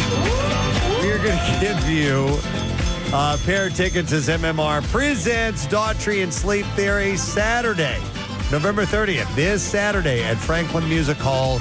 Tickets on sale now via AXS.com. A portion of each ticket sold benefits the Preston and Steve Camp Out for Hunger. Now, Preston and Steve's Music News on 93.3 WMMR.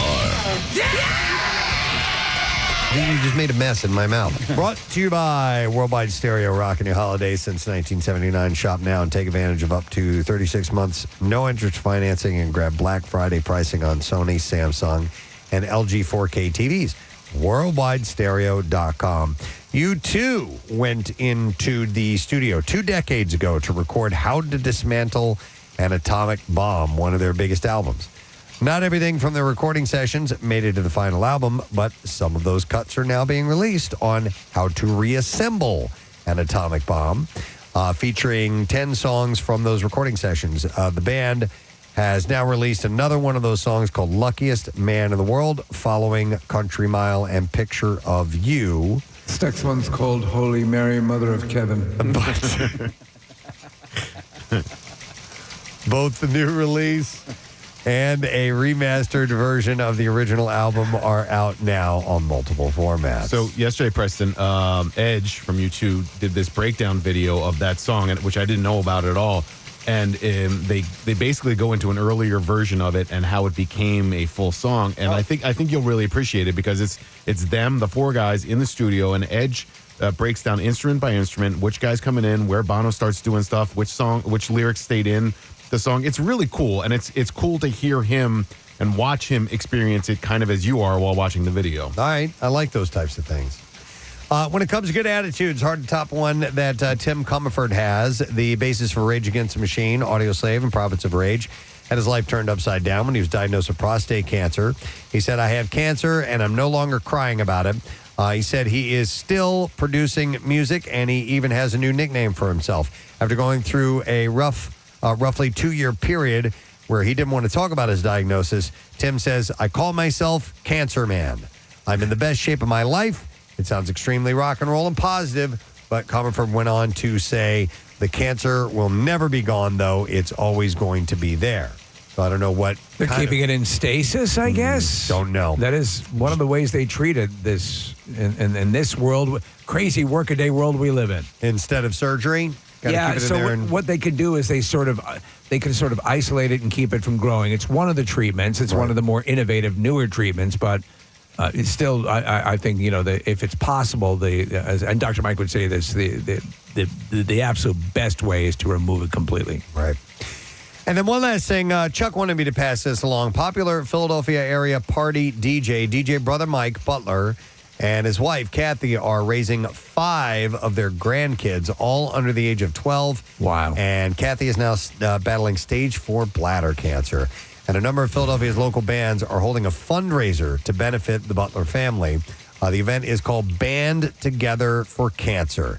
And it will be happening this Sunday from 1 to 5 p.m. at Brookside Manor in Feasterville. And tickets are $40 plus fees. They include buffet, beer, wine, and soda. And there will be live music from a whole bunch of great bands. The Giuliano Brothers, LeCompte, The Heartbeats, Octane, the Rocket All-Stars, and more. This event features an incredible basket auction, including Eagles, Flyers, and Sixers experiences. So think about that. You talk about some of these charity events, $40. Yeah. For all of that? Buffet, beer, wine, and soda, and you can bid on auction items as well. And these guys they're raising 5 grandkids, man. That's insane. Yeah. So help out if you can. You can get the information. It's available at WMMR.com/events. Nick just pulled up the screen here. The page here in our studio, so you can get the info there and help out. They would greatly appreciate it. We'll help out a ton. That's all I have in music news. We have one more break to take. We're doing that now. Coming back in a moment, we'll get the letter of the day for the Word of the Week prize, so stay with us. Preston and Steve. Big honor. But in the order, you have Cadence is number 1 in Austin, Texas, Suerte. Frenchette in New York, Conby in Los Angeles, Kumiko in Chicago. These are all one-word names. Manny's Chili Dogs. Ah, that's on there. No, Pat's Chili Dogs. Pat's Chili Dogs. Yes. Dogs. Definitely the best theme. Yeah. Voted number 1 in Food and Wine magazine. Yeah, baby. That was from the band Cinderella when they were big in the area. They did We're Warren. When we're in town, we want some good chili dogs. We always read through Food and Wine magazine to see who won. They did a commercial for Pat's Dogs. Pat's Dogs! Pat's Chili Dogs! Pat's Dogs! Pat's Chili Dogs! That building is now a We Buy Gold. Oh, is it really? We buy gold. Gold for sale. No more chili dogs. I'm not going where. Pat's Dogs! Pat's Chili Dogs! Pat's Dogs! Next step, selling blood. Yeah. So number 6 on this list is Ada, which is Ada Indian Canteen. Ooh, I love canteens. When you go in that, you need water. Fox and the Knife in Boston. Boston sucks. Hey, we beat Boston. Yeah. Love me some good Fox. There you go. Suck at Boston. How's the Fox at this place? Indigo in Houston, Nightshade in Los Angeles, and in New Orleans, a place called Piece of Meat. There you go. It's I think one of the most difficult parts of a restaurant would be a name that means something and pops to people. Yeah. Like Pat's Chili Dogs. Right. That's Pat's Dogs! Pat's Chili Dogs! Pat's Dogs! Pat's Chili yeah. I mean, the name will only get you so far, but it is an added bonus. Answer the phone, by the way. Thank you very much. I don't know. If you had a restaurant, what would you name it? I'd name it Answer the Phone. Yeah, thank you. I'm sorry. I'm tired of waving my arms. Yeah. It's been happening You the lose last few business. days, and I'm just going to say answer the phone. Answer the goddamn phone. Yeah, answer. In fact, I'll say it that way. Yeah. That should be the name of the restaurant. Answer the goddamn. Answer the goddamn. Answer the goddamn phone. Great food. Answer the goddamn phone. Open all night. We've been mentioning all morning long tickets for the Barbecue go on sale right now. It is exactly 10 a.m. Yeah. You can get your tickets. The lawn seats start at just $25, and we want you to get on board because we want you to be there for all of the bands and all the activities that are taking place. We're going to have Aaron Jones, who we just played, Dorothy, Mammoth, Wolfgang Van Halen's band, Mammoth, he will be there. Dirty Honey, Cheap Trick, The Offspring, and the band that this gentleman is in, who is joining us right now. We're so excited to have Jane's Addiction on the bill. Yeah. And like I said, I've seen them before. I saw them at the Spectrum ages ago. Amazing, right? Blew me out of the water. One of my favorite shows in that building of all time. Please welcome Mr. Dave Navarro. Our show today. Good morning, Dave. Hi, guys. Hey, thanks for coming on. Thanks for having me. That's a very nice welcome. It's our pleasure, man. Like I said, yeah, I've seen you guys before. I know the kind of energetic show that you bring, and that you guys get the audience in on the party. You make it happen, and it's been a while since we've partied, Dave. So big expectations. It's been a while. Yeah. Well, big expectations for me too. I got to tell you, the other night, LA is starting to open up and have indoor eating and dining and things like that. And I went to a restaurant the other night, and it was overwhelming. Just people and noise and things going on and plates being dropped. And then I thought forward to our show coming up in September. I was like, man, I'm not even prepared to be in a restaurant. Baby steps. But you know what I mean? Like, what is it going to be like walking out onto like a festival audience with you guys? But I'm excited to do it, man. It's been a long time. So the way we're pretty psyched. The way it's progressing is that the show is it's at the end of September. So again, everyone's sort of feeling their way. It's like the cobwebs are lifting and the doors are opening and everyone's looking above ground. And by that time, I think we're going to be in a nice swing of thing. But I can't think of a better scenario, especially since it'll be a little bit cooler in September. Yeah. And the roster's great. And Preston's seen you guys a number of times, and I've always wanted to see Jane's Addiction, and people are freaking out. Oh, that's great. Thank you for that. Yeah, I'm also super excited to see Wolfgang band. Yes. Yeah, we've been talking quite a bit about that, Dave, and I want to get your take on this because the music that we've heard so far, very impressive. He had a lot to live up to, and that's another thing. And I'm hoping for the best because not only is he a young musician trying to make his way, but I need somebody to carry on that Eddie legacy. The mantle? Thank you. Yeah. And that's got to be a tremendous amount of pressure on him, I assume. I'm sure he's gladly going to take this on, but it's got to be a weird position to be in. Yeah, I would imagine the best thing for him is to acknowledge that and be aware of it, but to just do his own thing, man. Yeah. He's his own human being, and like he's got his direction musically. And from what I've seen, it is very different than Van Halen. It's a little bit more, more modern rock, I suppose. Yeah. But he's fantastic, and I want to see him. I want to check out the band, and I'm going to do everything in my power to not tell him how much your dad meant to me. I know. It's hard though, right? It's going to be impossible, but you know how hard that's going to be to not do. But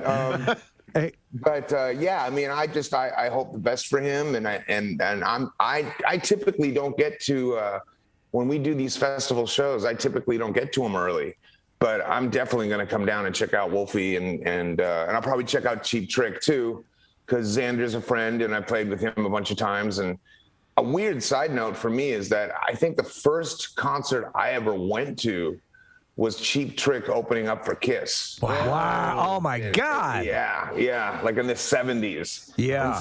And so to be on the same bill with them as Cheap Trick and as Jane's Addiction is a pretty big deal for me. Just in terms of having a little personal clash with my own history, I suppose. Well, Dave, I have to tell you, I had my upper thigh felt at a backyard barbecue to a Cheap Trick song in the 70s. So, yes. I don't know that we can top that experience for you.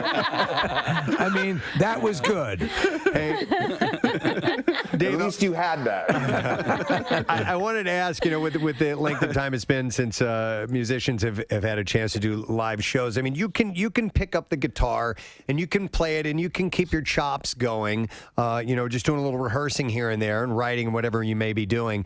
But is there a difference between keeping the instrument fresh and being on stage? Or do you have to get your stage legs together, essentially, is what I'm asking?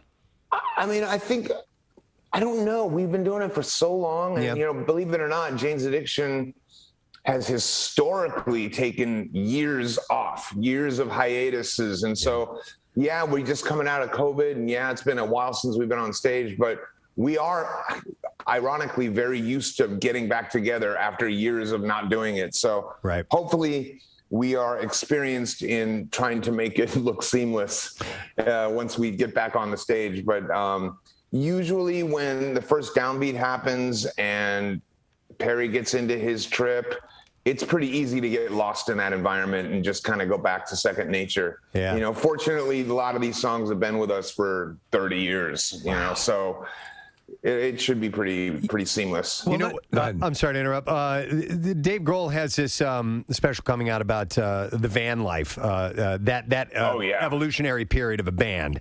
Was that you guys? Was that Jane's? Were you guys doing that? Yeah. Okay. Oh yeah. We our first tour was in a van with the entire band and the one crew member that we had and all of our gear in a U-Haul behind us, and like literally taking turns driving and just freezing and sick and hating each other and in close quarters. And when you do get to a motel, you all share a room. Like it was the early days were rough stuff. Well, I was surprised to find out when Dave is mentioning when Nevermind came out, this album is out. It's starting to hit. They're still in a van traveling to shows. It is, this is a groundbreaking record. This is huge. This is rock and roll history right here. And they're still driving around a van.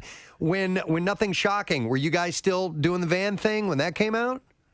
I know that we had a couple of tiers. Okay. So we went from a van to what we thought was a great idea, which was a Winnebago. Okay. So it wasn't quite a bus. It was a Winnebago. It was literally like a mobile home. And we broke out a window. One of the side windows got shattered somehow. So we were literally touring around the East Coast in the dead of winter. Oh, no. With just... The Other Side from Red Hot Chili Peppers 93.3 WMMR. Everything that rocks. Preston and Steve show on a Monday morning, 10:38 a.m. And Monday in the books, that means we got 2 more days of broadcasting in this week. And then obviously everybody off for Turkey Day. And then we're off on Friday for Brown Friday. Yes, Brown Friday, the plumbing nightmare day of the year. And then Camp Out for Hunger starts on Monday, 1 week from today. So getting ourselves set for that. But in between now and then, a couple other things that are taking place. We are getting set for the Christmas Miracle. And there's an event coming up where you can possibly win some passes to join us for the Christmas Miracle. Marissa's going to be doing an appearance at the White Elephant holiday-themed pop-up bar in Center City on Friday. And she will be there from 6 to 8, so make sure you stop by. They're going to have $5 Miller Lite specials. We'll choose a Miracle Seat winner every 15 minutes, and then you could end up joining us for the live broadcast December 19th in Phoenixville at the Colonial Theater, presented by Phoenixville First, by the way, giving away tickets all morning long, or not tickets, but just great prizes all morning long. Some tickets will be in there, I'm sure. Such a good time. You can listen to us to win passes. You can enter online, and you can go to a Miller Lite pre-party. Thank you to Mr. Michael Klein. Telling us about the 76, which is the Enquirer's new list of restaurants, and it's not just the, quote-unquote the best restaurants, because sometimes that can get a little too fancy schmancy for everybody. Right. This is just iconic Philadelphia fare. And they've put it together in an easily navigable list. And so you can go to Enquirer.com/76. You'll get the info. And then Mike also wanted me to mention the fact that he has his Let's Eat newsletter. Yes. It comes out every week. And that's available at Enquirer.com/Mike. And you can just find out about all restaurant stuff that's going on in Philly. So I wanted to make sure that you were aware of that. Thank you also to Greg Butler and Britney Sisca who came by. Yes. They have this charity event coming up. It's called Shots and Stogies. It'll be at Mainline Armory coming up on Friday, December 6th, 5 to 9 p.m. It is for the Sisca Foundation. Sisca, her husband, Britney's husband, was killed in a horrible accident on the job. And so it's to help people who die in the line of duty. Yes. And also there is a great scholarship program that is set up as well. And this is an event to go out and try, firing off some weapons at a really cool location that's also going to have food and cigars and booze. It's and a all great kinds of evening, things. So, yeah. yep. And you're doing something very good by attending. So we thank them for coming by. And, we mentioned we had the save the date for Cardboard Classic. Montage Mountain, Friday, February 28th. And the day after, the day after for Mountain Fest, Tonic and Better Than Ezra are going to be performing. Wow. Shows, yeah. And Pierre, that day when we're done with the Cardboard Classic, they're doing this big 80s festival party with cool. this band called M80s. It's like an MTV tribute type of thing. So, and if you have a lift ticket for Friday or Saturday, that will get you to the concerts and all that good stuff. So it's a touch earlier. Yes. It's the first time it's ever been in February. Yeah, correct. We were hoping that it breaks in our favor as far as a little bit colder so that the weather will be more amenable. Oh, so was it a conscious decision to I think pull it was back a little bit? It lined up with Mountain Fest. Yeah. that Montage was putting together, and we're like, hell yeah, we'll do it a week earlier. That's totally cool with us. The stuff is just too good. The stuff they put together and all and they put their all into making sure that the Cardboard Classic is a hit. Yeah, they do a great job. Yep. All right, cool. Nice. How was your weekend? Very nice, thank you. Just enjoying life, cruising along. Excellent, man. Well, why don't we get that letter from you if you're set to go? Yes. All right, here we go. Preston and Steve on 93.3 WMMR. Now, the Daily Letter. The Preston and Steve show is brought to you today by The Letter. E as in edibles. All right, and we only have 2 more to go, Mr. Edibles. We have a 6-pack of season passes for Yuletide at Liberty Hill for unlimited access to the festival throughout the entire season with no blackout dates. This week's big friggin' deal, by the way, is Liberty Hill. You can get 2 single-day adult tickets for the price of 1. Located in Lafayette Hill, Yuletide Liberty Hill is the region's ultimate Christmas village, featuring rides, boutique shopping, ice skating, live music, craft drinks, and food, and so much more. You can get this exclusive offer while supplies last at WMMR.com/deals. What's coming up today? Well, it'll be cool. I've got a block of Queen, a block of Live. Chad Taylor of the band had a birthday yesterday, and today's the anniversary in 1976 of the Last Waltz from the band. So we've got selections from the Last Waltz that we will put together. That sounds good. Really cool. I mean, everything from the band to Dylan to Van Morrison, Dr. John. I mean, so many great people were there. Staple singers. Yeah, there's a bunch of good bands. I mean, it just went on. Neil Young, Joni Mitchell, all these people were there. It's very cool. One of the great, if not the greatest concert movie ever. Yeah. And was it Martin Scorsese's first diving into the concert genre? Yeah. No, they had like 22 separate cameras covering everything. It was insane. Nice. So, cool.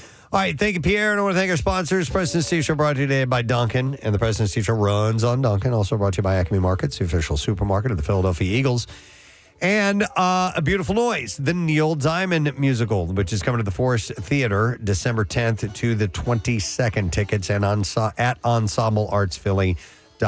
Tomorrow is Tuesday. We'll do Tat Tuesday. Our friend Sharon Pinkinson from the Greater Philadelphia Film Office is going to be joining us. She's retiring. How about that? She started that whole thing. Yeah. And is moving on to movie producing. So we'll chat with Sharon and see what else we can get into.